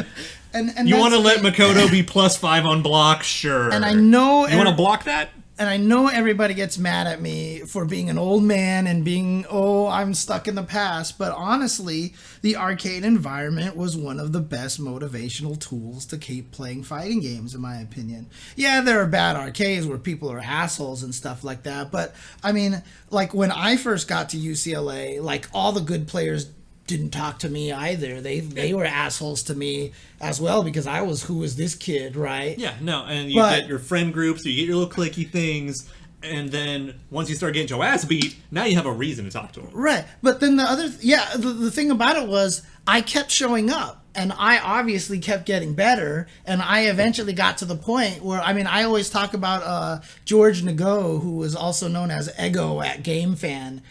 You know how GameFan, they had all their little personalities, like, what was his name? Shinobi X, I think it was, or something like that. I think so. Yeah, but he was Ego on there, and he was one of the first people that, I mean, he was always like, I don't talk to you because I don't know who you are, and you suck, and I have no... Nathan, stop it. God damn it. Just sitting there sniffing Jasmine's ass all day. But like... Cat butts. But, like, as soon as I started winning, George was like, hey, let me take you out to this place. Let's go play this. I want you to play my friend and show him how to do this and da-da-da-da. Yeah. And I always give the example of El Terminado at Southern Hills Golfland, who was this guy who would come in and had shades on all the time, even though we were in an arcade indoors at night. and all he would do is roll uppercut with Iori and Kim because they had the shortest rolls in the game. And Terry. He played Iori, Kim, and Terry because they had the shortest rolls, and he would do roll uppercut, roll uppercut, roll uppercut, and everybody would get hit by it. And all we would do was just kind of laugh at him because he never really got better or anything like that. And then finally one time Vi was playing him because he showed up week after week and he was playing. And he rolled, and then Vi swept him, and he rolled, and Vi swept him, and El Terminado was just like, God, I'm missing my uppercut and stuff like that. And Vi was like, look, there is vulnerability at the end of this roll. Stop roll. He's like, no, I'm missing my uppercut. He's like, stop. Roll at me. Roll, swept him. Roll, try to block, swept him. Try to uppercut, swept him the whole time. And then Vi just eventually just started teaching him. You know, like shit like that just happens, dude. Yeah, I mean, yeah, like some of the Fightcade stuff right now is the closest you're going to get. Yeah. But you're still going to run into enough bad people because it's still internet chatting. My whole thing, we're playing footsies. I was just trying to rearrange myself, and I'm like, what am I hitting? We both looked down because we kept kicking each other. We're definitely playing footsies here. But the thing is, old school fighting game players. Yeah, one of the things that I wanted to do, I actually think that one of the ways that I would improve online play right now is I would give you points for watching certain, like you would be able to create friend cliques of just 5 people, 4 people. Clique. Yeah, cliques, right? And then basically... It's clique. That's how clique is spelled. I know, but it's pronounced clique. It's been also clique for like 30 years. Is it? 30 plus. I thought it was clique. Oh, well. clique, whatever. It's like you would then get points for watching your friends play. Yeah. Because that's one of the things that's missing at this point in time. Okay, fine, it's a clique. I've always called it clique my whole entire life. That was like me when there was a Twitter thread of like, I can't believe this whole time this word is this. And then one of them was draft beer. I'd always heard the word draft beer. And then you saw drought. Yeah, and then someone wrote it out. It was like, yeah, just like drought beer. And I was like, oh my God. Cash or cachet, yeah. Contextually, it's different, though, in all fairness. Yeah. I think you can technically use cachet if it's one particular context. Yeah. But, I mean, you could create little cliques. Thank you. You can create staring me cliques down. And just have it so that, you get points for watching people if they win. You won't lose points if they lose, but you get points. So that way, you just and then you take turns. So it's like a team ranked, but you take turns playing. So the guys in your clique, basically will all go online at the same time, and then one person plays ranked, then the next person plays ranked, the next person plays ranked, and it cycles between them. But you're actually playing ranked and not a lobby, and the other and you can only hear the voice chat of the people in your clique. And so that way they'd be like, you, dude, he's jumping at you. Anti-air him, like he's jumping at you. And they're like, you'll get that kind of thing. And I think that would actually bring back a lot of the vibe of the arcades and also the feedback of other people, because a lot of what people are missing these days were solved because someone in the arcade would eventually go like, dude, you're doing this every time, right? That's how I practically made friends at the arcade, is you would just be playing, and then some guy who's never talked to you was like, you do realize that you jump every time he throws, like he jumps backwards, right? No, I mean, even more simple than that. I remember when MK2 came out, and the first time I ever saw a reptile go invisible, I was like, how did you do it? And he told me. Right. And I was like, hey, all right. I tried. I was like, this is the coolest thing ever. Oh, man. And yeah, there's definitely maybe a little bit of survivor bias on that, because a lot of people have had shitty arcade experiences and stuff. Yeah. But I mean, like nothing is perfect. Right, nothing is perfect, but there is a reason why fighting games got that popular back then, with so much knowledge spread back then, with no internet. With no internet. and everybody was all the magazines would talk about it. Everything gets sold, and then when the internet started coming around, one of the first things that everybody got into was all the big fighting game FAQs and stuff like that. You know, I mean, I used to like go to the grocery store and read tips and tricks just to get little bits and pieces while I could. You know, exactly. So.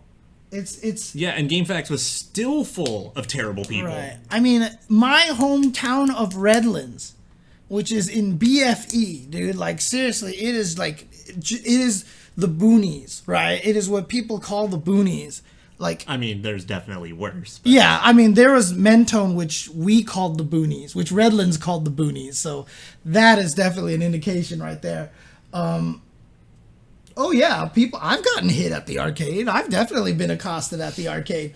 But in my hometown, we went to random video store, and there was a Street Fighter 2 cabinet there. And keep in mind, Champion Edition came out like a year after World Warrior. Like it wasn't that long. And everybody in that arcade was doing Guile handcuffs, doing magic throws, doing everything already. And this is in my stupid town of Redlands in this random video store in the middle of goddamn nowhere, you know? I remember there was a point in the 90s I went to a 7-Eleven in like Van Nuys, and they had a fucking turbo machine. Right. Like the 90s, a lot of people were playing, and so you're going to meet somebody and learn something. Now, obviously in SoCal, a lot of people are going to point out that SoCal was a little bit more blessed than a lot of different areas. You know, population density and this, that, and the other. Yeah, there's a billion and one things. It's not like you're going to get the same experience in like Wisconsin. But that problem has not gone away. It's still the same problem right now, even with online play, because until recently, all of our online play has been hot garbage. And not only that, but it's just like, it's like I said, it's just, there's nothing enjoyable about the online experience. You know what I mean? Yeah. Like, now, Raz, that is true. That is definitely true, because we didn't have like, I'm going to play Quake online until a few years later. Right. So, yeah, I mean, because you remember that era, you know, you had LAN parties. Yeah. Oof. Yeah, dragging your computers everywhere and everything. There's the infamous picture of the guy duct taped to the ceiling just so he could have space to play or something like that? Oh, yeah. Oh, there are a lot. There are pictures lost to time about stuff like that. I mean, I still remember, like, even when the original Xbox Classic came out, we ended up getting 2 Xboxes together and having a LAN party. Right, yeah. Because Xbox Live didn't exist. Right. Yet. And I bought an Xbox just for Xbox Live when CVS 2 came out. Oh, I'm sorry. Yeah, and I still remember seeing Ken go, "Sure you can," and at the height of his jump, I hit crouching medium kick. And then it was perfect timing into the combo. And I was like, okay, this is the worst experience I've ever had in my life. And that's the thing. Like, we can talk about how the online play has definitely made it easier for people in the middle of their own BFEs. But if we had rollback netcode everywhere, I would say sure. That's a great segue, James. Thank you. What's that? So, King of Fighters 2002 Unlimited Match. Okay, yes. It has that beautiful, delicious rollback netcode. Yeah, I mean that's on the PlayStation 4 just came out. Came out on PS4. Right. It's been out on Steam for a little bit, so it just came out. And some people are even saying that the PS4 version is actually feeling better than the Steam version. That could be because of Windows issues, could be minor optimizations. I don't know. Right. But it has that beautiful, delicious rollback netcode. Yeah. And a couple weeks ago, I was running sets with my friend in Germany. And again, I'm in Southern California. Right. It was fantastic. Right. You know, I had to tweak like the maximum rollback settings and everything, but like they were literally completely playable. I was doing combos. We were having a grand old time. He is literally the full distance pretty much around the planet. And it worked great. And meanwhile, some games I can't play with like neighbors. Oh, Code Mystics said just that. Olaf, drivers and PC stuff. Well, there you go. So the PS4 one actually is better. It's a little smoother. Okay. Yeah. Yeah, and it's funny, JoJo, Asian, like, a lot of people... Aizen. I mean, I don't know. Like, I thought maybe it was a pun on Asian or something like that. The I's in there. Is that an actual character named? Oh, not a JoJo's character, mind you, but... Oh, okay. But, like, the whole thing is, like, I'm too emotional.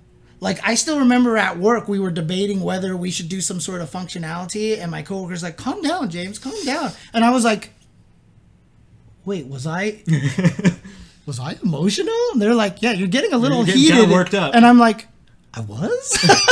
Like, I just totally don't even know it. You know what I mean? So I'm going to get to that in a minute, Raz. yeah, so my biggest problem is that's how I just generally talk. And so every time I say everything, it sounds unreasonable and old man ranty. Because, like, half the thing, when we had Keats come onto the Tuesday show, and he started talking about everything, he's like, yeah, you can't make Aganos and Conra the best characters in the game because they make you quit.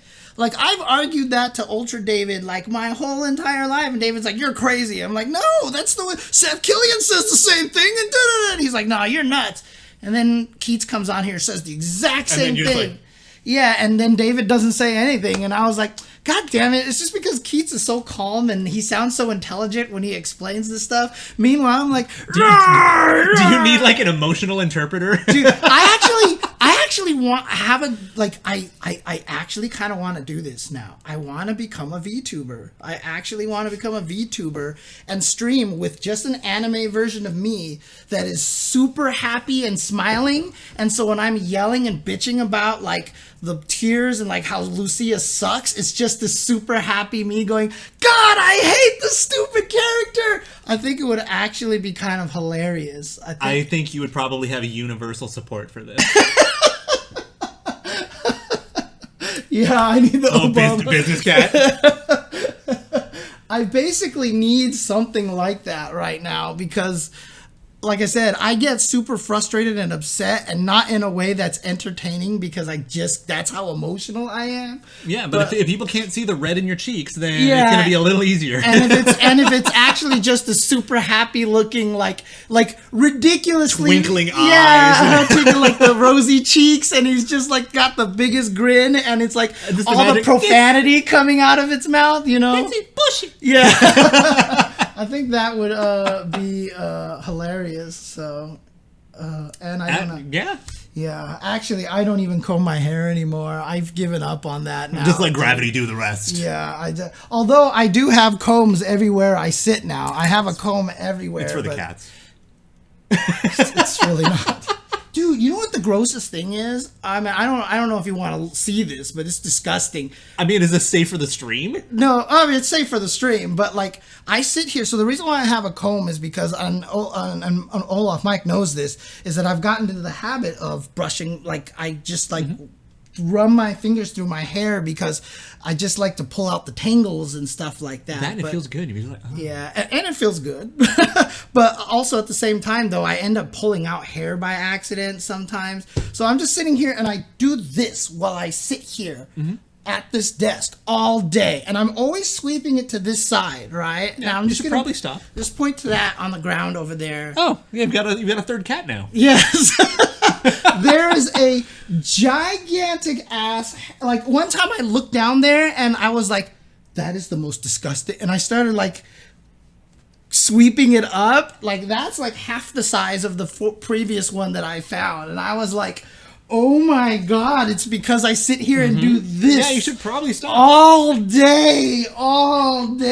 So, I mean, I shed more than my cats now, dude. I seriously do. They're just better at hiding it.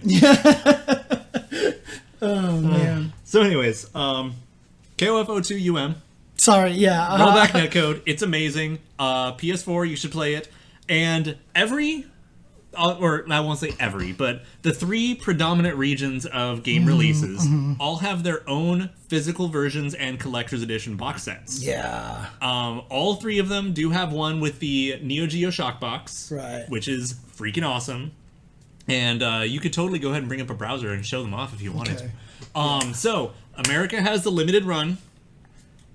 We got Europe's Pix and Love games, and then SNK obviously is releasing their own in Japan. Being in the US as I am, I could theoretically purchase all 3 of them with no problem because Pix and Love does international shipping and SNK has Zen Market. Where do I find information on this? I mean, just search them individually. Do the Pix and Love. Right. I saw the Pix and Love tweet because I actually follow them on Twitter. No, it's for 02UM, not 15, sir. Oh God, I typed O2UM last time, but habits. yeah, I'll say. Yeah, so the Pix and Love one is really nice. Has got a lot of cool stuff, a lot of cool art options. Well, here, let me just show you what the box looks like over here. Right? Yeah, let's do that.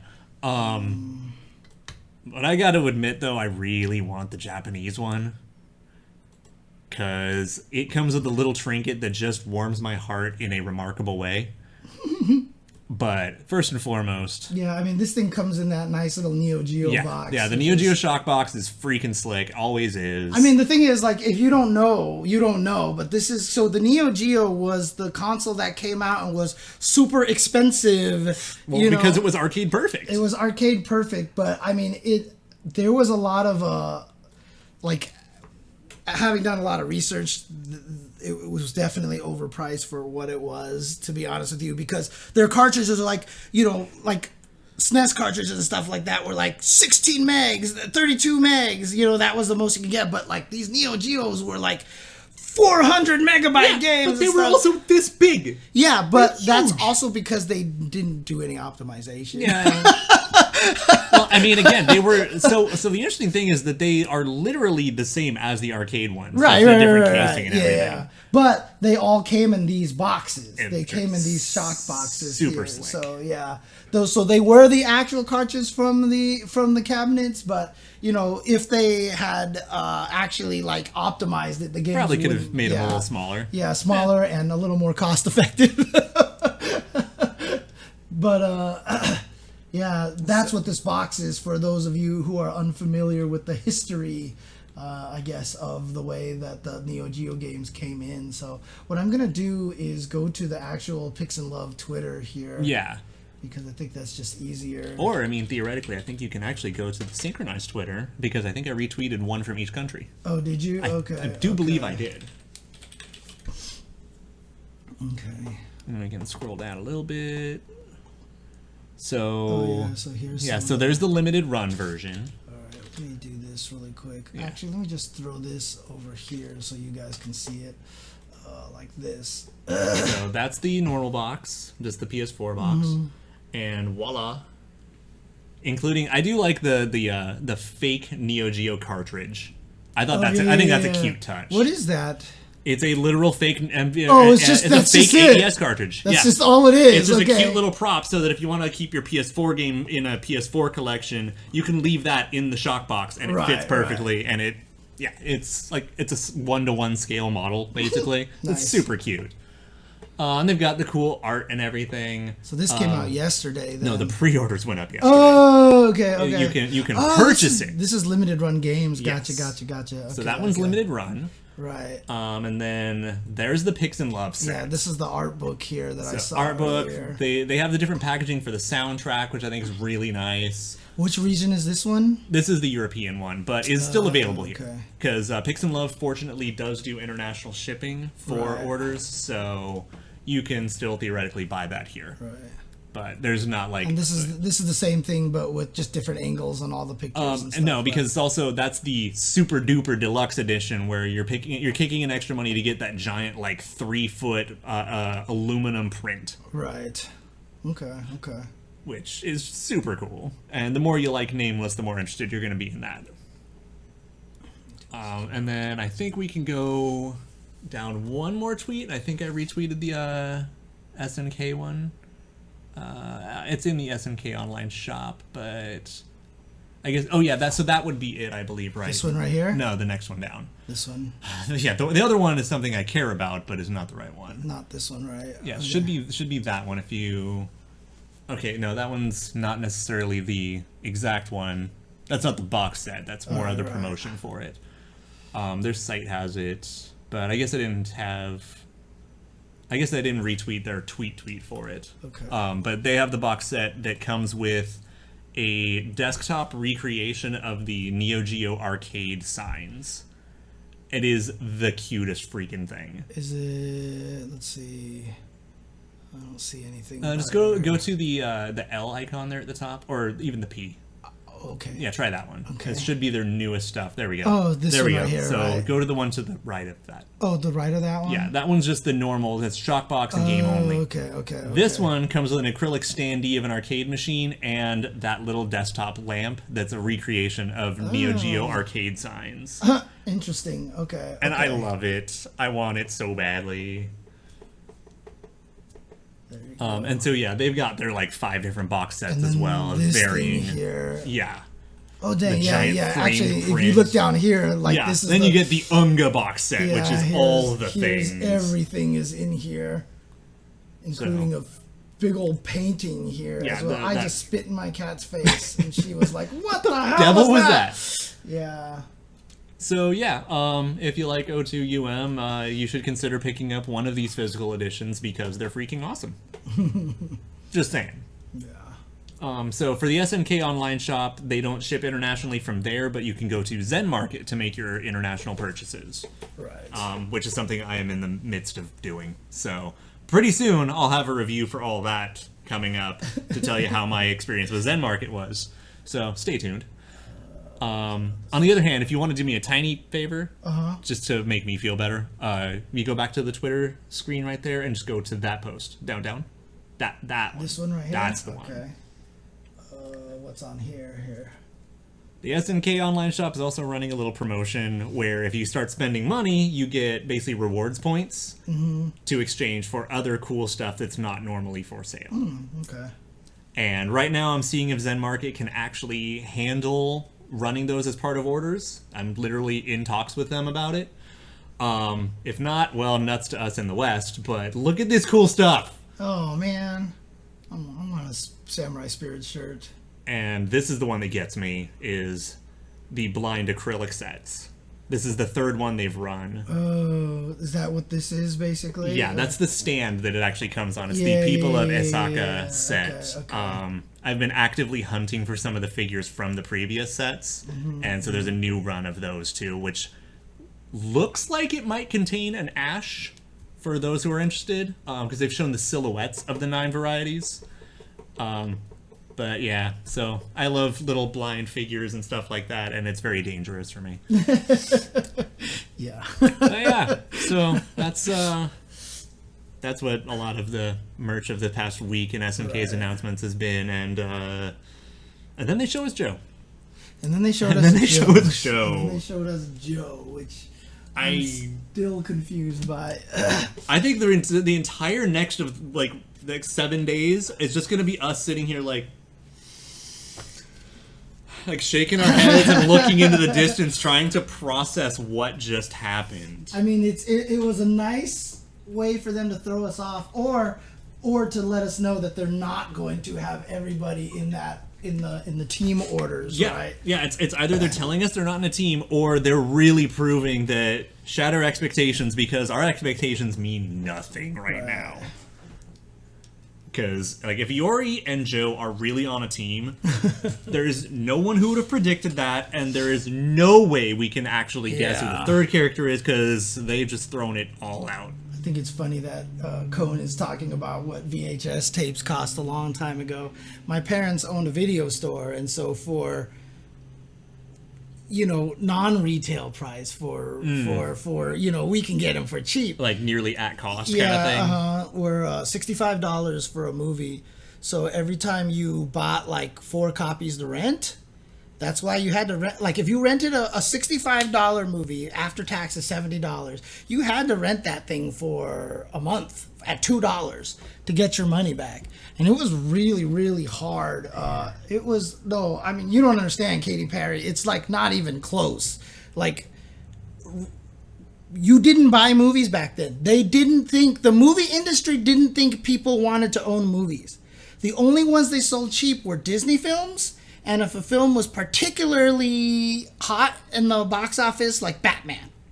Like Batman was one of the first videos that came out was $20. Yeah, because even the Disney ones that came in like the Neo Geo boxes, the big puffy boxes, those were still like 50, 40 or something. Depends on the Disney films. Yeah. But some of them would be still a little cheaper. Yeah, I think the lowest I remember seeing one was 30. Like some of those were pretty pricey back then. If it was like Sleeping Beauty or Little Mermaid and stuff Yeah. like that. Those would be like $24, $25. Man, like I that. don't think I ever saw a Puffy box that cheap. Okay.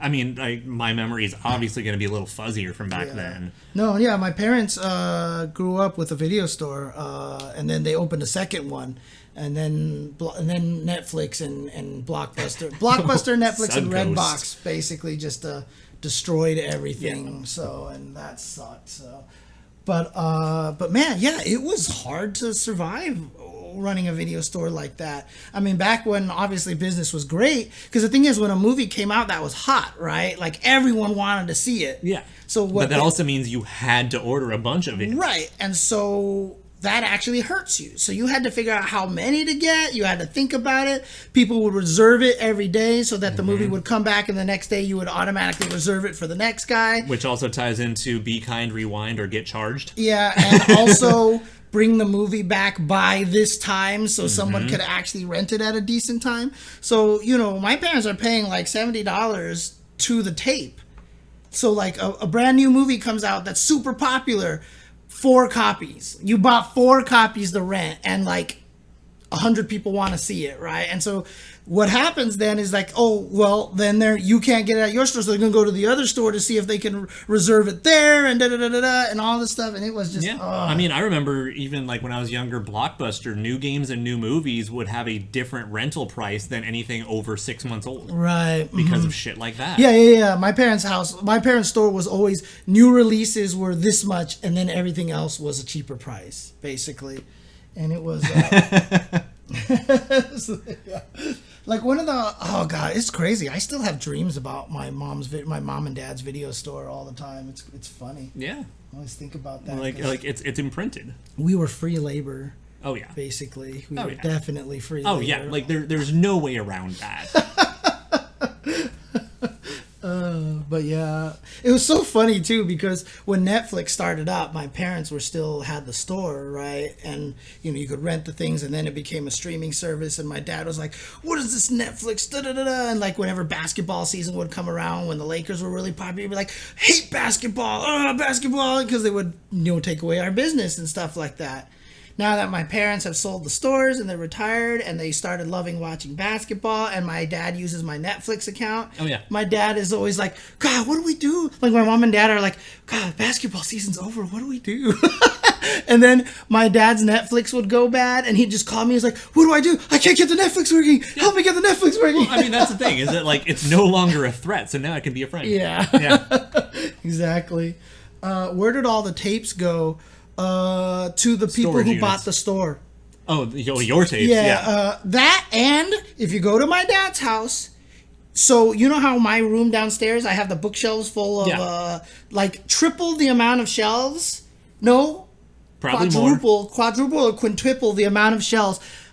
My parents have a 3-car garage. One of the car garages is literally just shelves that they took from the store that has a bunch of movies that they've saved. Not surprised. Yeah, so a bunch of the other ones, were stayed at the stores that whoever we sold it to. There's probably some crazy gems in there that nobody's aware of. And the thing about it is, my dad kept telling me, the room that you're staying in, he's like, "Take that room and just put all my movies there." And I'm like, "No!"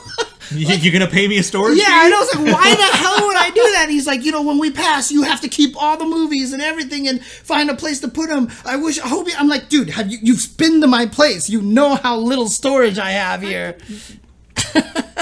You'll figure it out. Yeah. Life will find a way. Honestly, I mean, between you and your brother, you guys will probably split it up anyway. Something, or... Like, because I imagine your brother will probably want like 2/3 of it. He doesn't give it, because it's all VHS, so he's just like, I don't care. That's a principle thing. Yeah, maybe.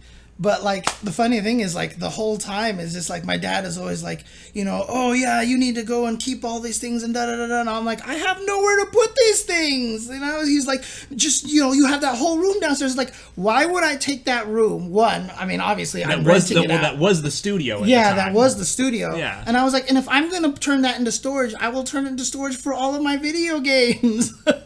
He's like, it would be such a shame to throw away all these tapes and stuff. And And like, you know, me and my brother have threatened to like just sell them all like after my parents pass away. And my dad's like, don't sell them, you have to keep them. It's collectors. Yeah, I mean, honestly, it's going to be one of those things, though. Like, whenever that occurs, you're going to have to go through tape by tape and be oh, yeah, we're keeping this one. Yeah. Put it in an airtight container. Yeah. I mean, there's... reopen the store. Well, I mean, also, in all fairness, the UK, you guys also have completely different TV seasons than we do in America, so it's a lot more practical to actually preserve stuff like that. Because I was definitely watching Being Human when that was airing, and I had to rent that on Netflix on DVD and wait for my whole 6 episodes of that series per season. Yeah. Like, I don't even think Cone's been to my house since my parents have sold the store. So he probably hasn't actually even seen the garage shelves of VHSs in there. So the last time he saw is still probably half the collection that we have at home right now. There is so much random stuff over there. It's crazy, dude. And I mean, the thing is, like, my dad probably has a lot of very valuable stuff because he has a lot of those Disney puffy boxes of like Little Mermaid and stuff like that. So, oh man, that's how we know a lot of time has passed. Yeah. Mm-hmm. I mean, honestly, my brother still gets the physical Netflix discs. He still gets them. Good lord. Because there's so many things that aren't on the streaming service. Yes. Yeah. Exactly. And the physical service has degraded. Like, my brother is the most, like, you think I'm OCD and like whatever. My brother is like I'm convinced it's a genetic trait, so don't worry about that. No. It definitely comes from our dad. It definitely comes from her dad, and my mom's the neat freak. I did not catch that part, so... I love you said catch like it's a disease. Yeah. But the thing about it is, my brother had the Netflix disc schedule. He knew every time he returned it, the next one would come, because it would get scanned in the mail, so they know it's on the way back, so they send you out the next... He had his whole... every week for, like, the next... 3 months planned out exactly which movie from the disc thing he was going to watch, and on this day he would watch this Blu-ray that he bought, on this one he would do this and all the stuff like that. And then when a disc... I mean, it pays to be meticulous when a disc was a day late, it threw everything off, and he would get so frustrated. Yeah. He would get so frustrated. Oh, man. But, yeah, no, I mean, that's kind of what I'm thinking, is there's probably some, like, crazy gems in there. In my parents' collection? Oh, yeah, for sure. But my dad sometimes would be like, this movie is so rare, it's so amazing, blah, blah, blah. I'm like, which movie? He'd tell me, and I go look it up, it's like $3. Yeah. Like, out there, yeah. You know? Yeah, of course. My rage comes from my... I even joked with Mike before, like... I have all these empty boxes everywhere all the time, right? And Mike gets so mad at me for storing these empty cardboard boxes everywhere. And the last time I visited my parents, on my way home, I picked Mike up and we drove home. And my mom always cooks me all this food and stuff like that. And so to store all the food, my dad grabs this empty cardboard box from the garage. He's like shopping at Costco. Yeah, And so he's like, see, I told you these boxes would be useful. My mom's like, I knew you were going to say stuff like that. And I told that story to Mike, and he just started laughing because he was just like, oh my God, the apple just does not fall from the tree, dude. I mean, one time I opened the utility closet of my parents' house, and there's just this basket full of light bulbs in there. Like unused light bulbs. A basket? Yes, a giant basket full of every kind of light bulb that you can possibly imagine. And I looked at that, and I asked my mom, I was like, what are these? And my mom's in China was like, like, she was just like, exactly, God. Like, why does it keep buying light bulbs? Like, I look at my crap, and I sometimes feel bad, but then I still remember that I managed to shake so much of my mom off. Yeah. And then I still look at my stuff and I feel bad. Yeah. And I'm like, I'm collecting figures and I have them on display for all of 3 people to ever see. Or whatever. My dad also has more blank, still wrapped audio cassettes and VHS tapes in the house. And they're everywhere. Like, he just has piles of them. I'm not sure if that's better or worse than my mom, who has probably almost as many VHSs as your dad does, except they're all blank VHSs of recorded television. Oh, yeah. I mean, we're talking literally, like, I think we got through 8 full, like, storage trunks. Completely full. I tried to, Disney Original 50 box tapes can go for $1,000 each. Jesus Christ. It depends. Like, I think there's only, like, 1 or 2 movies that actually applies to, though. Right, yeah. Yeah, the clickbait sites will tell you, like, you might have one. Well, the Little Mermaid one. The Little Mermaid one's still not that crazy about No, that one might be ridiculous as long as it's a box with a dick on it. Yeah, I know which one you're talking about. I've still only seen it for like a couple hundred really? at best. Okay. It might be up to that now, but I remember like I don't know, like 10 years ago I was looking into it because I knew someone who had the dick one, and like they weren't getting much more than like $300 for it. Okay. But yeah, no, but the funny thing is, like, my parents' house is immaculate because my mom is the biggest neat freak in the world. Yeah, if we're gonna keep your Lego collection of VHS tapes, they're going to be stacked neatly. Yeah. They are definitely. I mean, there's a reason why the garage is where one place where a bunch of them are stored. So yeah, no, actually, I really miss those blank 8-hour VHS tapes because that was where I used to have one of the only copies of a movie you can't get anymore that I actually mentioned last week, which was the English dub of Robot Carnival. Oh, because okay. that is a VHS that's crazy expensive. Right, but I actually had a dub of it because they aired it on Sci-Fi Channel once. Oh, okay. Yeah, oh, God. I mean, I tried to get my parents to start using DVRs at home, right? And my dad was like, this is terrible because... Let's build a fort out of the VHSs. We can, dude. Like seriously though, my dad was like, but like if I record these NBA finals, how do I put them onto a tape or whatever? What if I want to watch it again? I'm like, 1, you never will, and 2, you'll never convince them of that. Right, and 2, it's probably on YouTube. It's probably on YouTube. So yeah. The Black Diamond tapes. Okay. Yeah. Okay. Yeah. Yeah, it needs to have the Black Diamond. Yeah. Because those are all the different series and the editions. Yeah. And all that Here's crap. this. Yeah. Oh, they're coming back out of the vault, and then they would cycle through them, and then they'd go back in the vault. Yeah. And then there would be the Black Diamond edition, and then they would go away, and then there's this version. No, I mean honestly, if you ever want proof that Disney was ahead of its time on a lot of things, just look at their VHS release schedule. Yeah. They knew how to screw over customers well before the internet. Yeah. Oh man, we Gorilla Glued all the VHSs together. Yes. Of course. Trust me, the weight would work, dude. The weight will do its job. But you get like one thing at the top and then you start getting almost a domino effect if you glue it together. That shit's gonna probably actually even have like good insulation. But see, you wouldn't be able to play Jenga with it anymore then. You're implying there's not gonna be enough left over? DVR hoarder, like 5 years of Rose Parades. Oh, wow. Yeah. Yep. But you never rewatched them. I mean, my DVR still has some weird, really old shit on there. Like, but do you have a PS4 with Silent Hills? I do. There you go. Now we're talking important things here. We're going to talk about preservation you might actually use. Wait, was that on PS4 or PS3? It was PS4. The PT trailer. The PT trailer? Playable then it's on there right there. Then I have it on there right now. I do have I bet there's at least 2 people in chat right now who are like, oh my god. Dude, have you played it before? It's so good. Oh, Jesus I loved Christ. it. Dude, it was hell yeah. Fucking scariest thing. So dude. good. Oh my god, dude. It was so good. Can't we just get that re-released instead of Scott Pilgrim? Seriously, dude. And I still think people are still confused how to really finish the game because it's true. One FAQ was like you have to speak into the microphone and say like her name and all this other shit. Like I think some people, I don't think that we still know what the actual answer is. They looked it up in the code and they still weren't sure. Yeah, dude. Oh my god. You saw the hacks, right? Which ones? The ones where she's always behind you? Yeah, she's actually always been. Oh my god.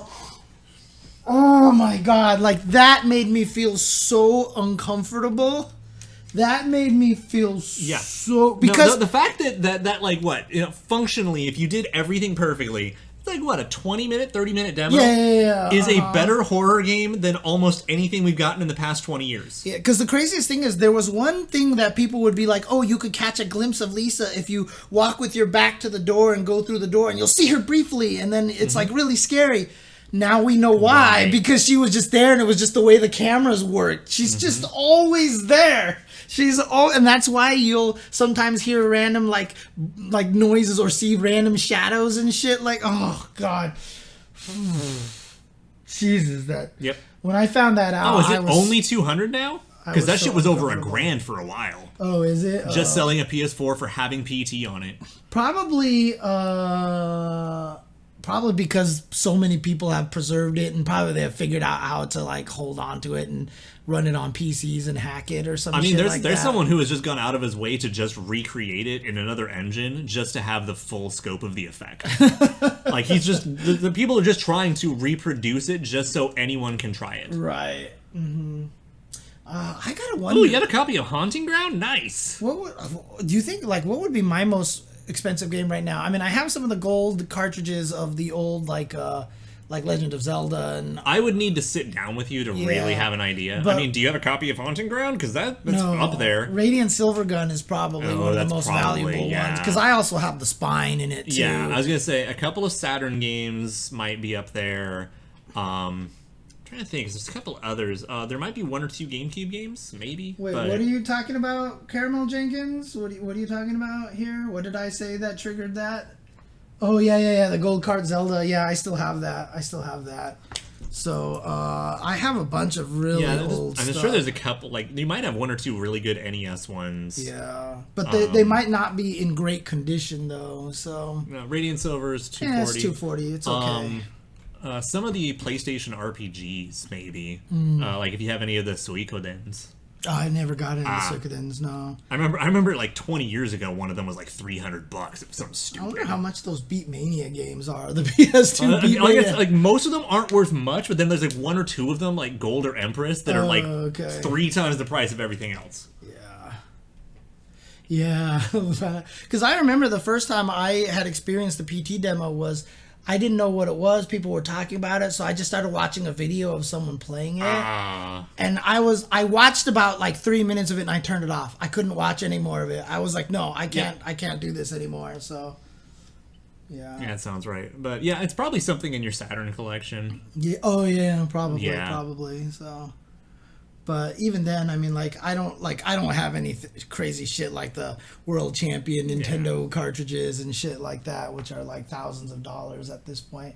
I mean, I have dozens of thousands. Yeah, I mean, I have the originals like Duck Hunts and stuff before it was the Duck Hunt Mario collection. Yeah, and but sadly, that's still not worth that much. Yeah, probably not. I mean, I have a really nice in shape Rob. I don't know how much that's worth. Depending on if it's still in box and if it's mint, it's like minimum 200. Right. Because I actually wanted to take it, clean him up a little bit, and put him in a display case. That's the right answer. Yeah. I mean, I desperately want a Rob of my very own. That's all I'm going to do with him is put him in a display case. Yeah, because the thing is, you know where my Evil Ryu and Oni are over there? That spot has always been reserved for Rob. For a new... I only put those there because I didn't have any other space for those stupid statues.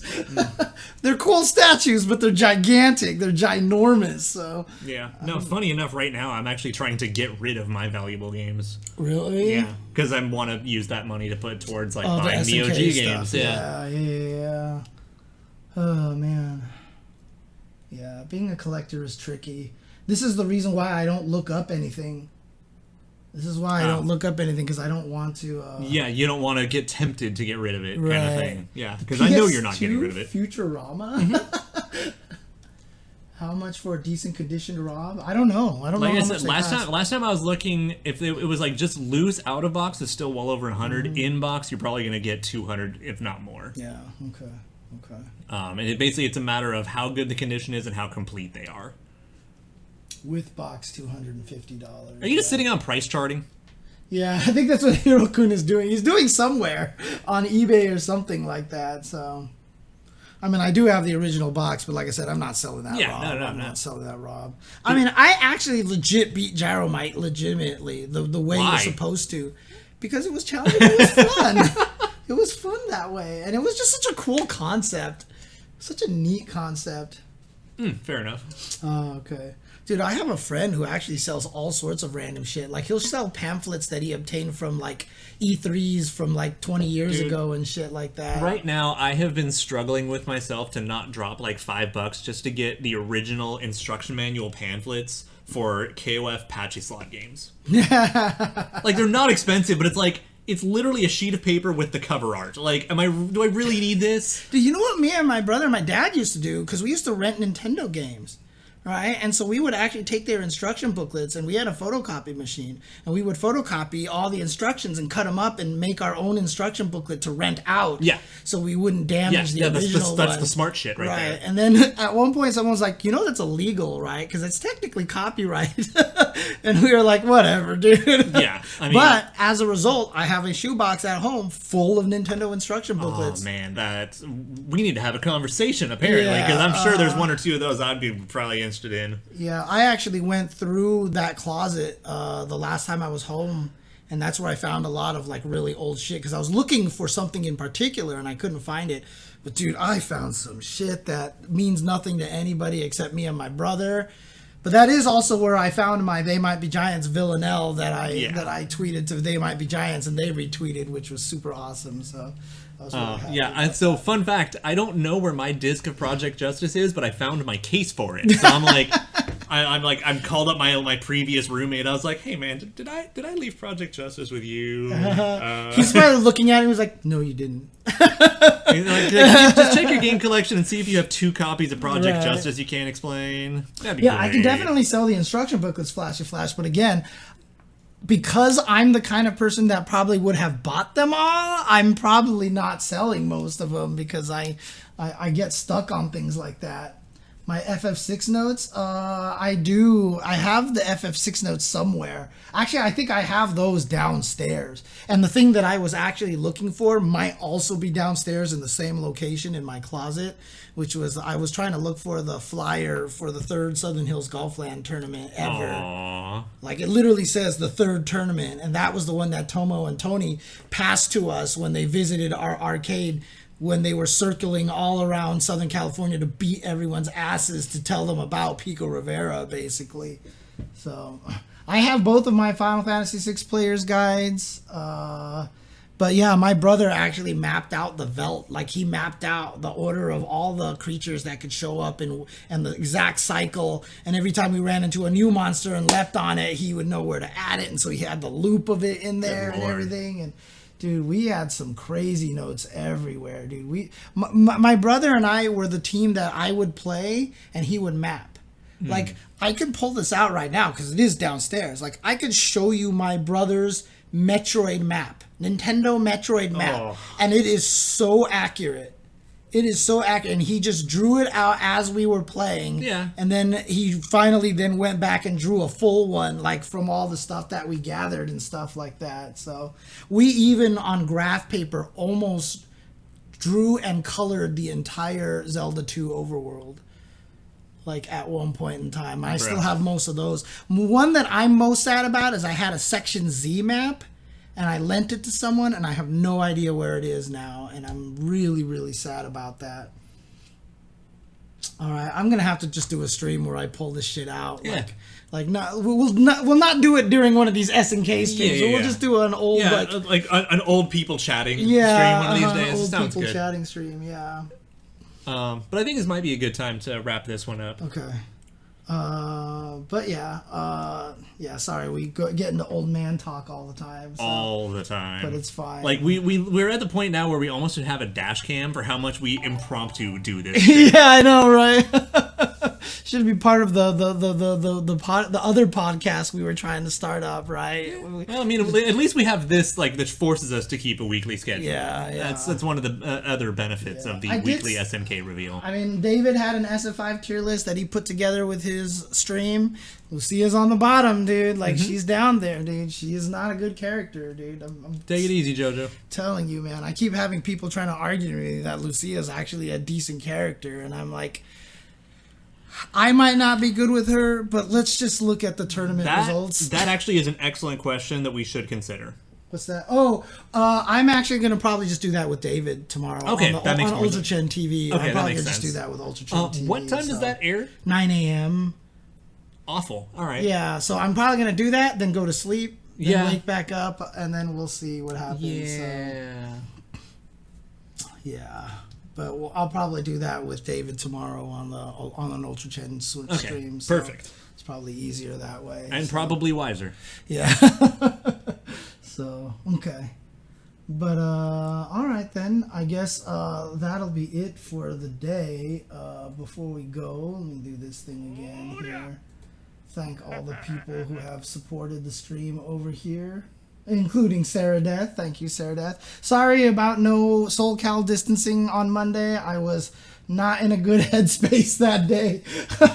But shout outs to Some Squirrel. Oh, and El Zilcho, thank you as well. Some Squirrel, Steve Fighter, Jara16, Eric's Son, Jam. I swear some of these people have followed before. Subscribers, Peter0611. Oh, that is not a good background to read text. That might not be. Investigation Cone, Dawn of Morning, and Sarah Death. There you go. I mean, you could have fast forwarded to the end of just Joe laughing. Yeah, pretty That's much. what we should do right now anyway. Just leave it there. Just do it. Just a little further. Or... I mean, that seems like a really good splash screen to end on. Just tune in next week for more info, because that applies to us as well. Yeah. You're just gonna loop it from that point.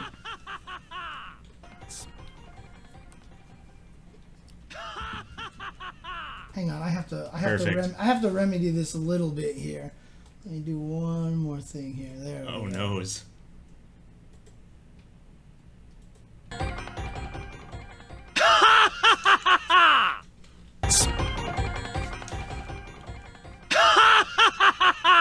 There you go. Oh man. But thank you guys for watching. We'll see you guys next time. Please stay safe out there. Take care of yourselves. We're still in the middle of the pandemic. So please do your best to wear a mask, social distance. Go out only when you need to. And also Black History Month, but Black Lives Matter all year round. Trans lives matter. Be excellent to each other. Party on, dudes. And peace out. And say good night to Jasmine as well. Be excellent to each other. And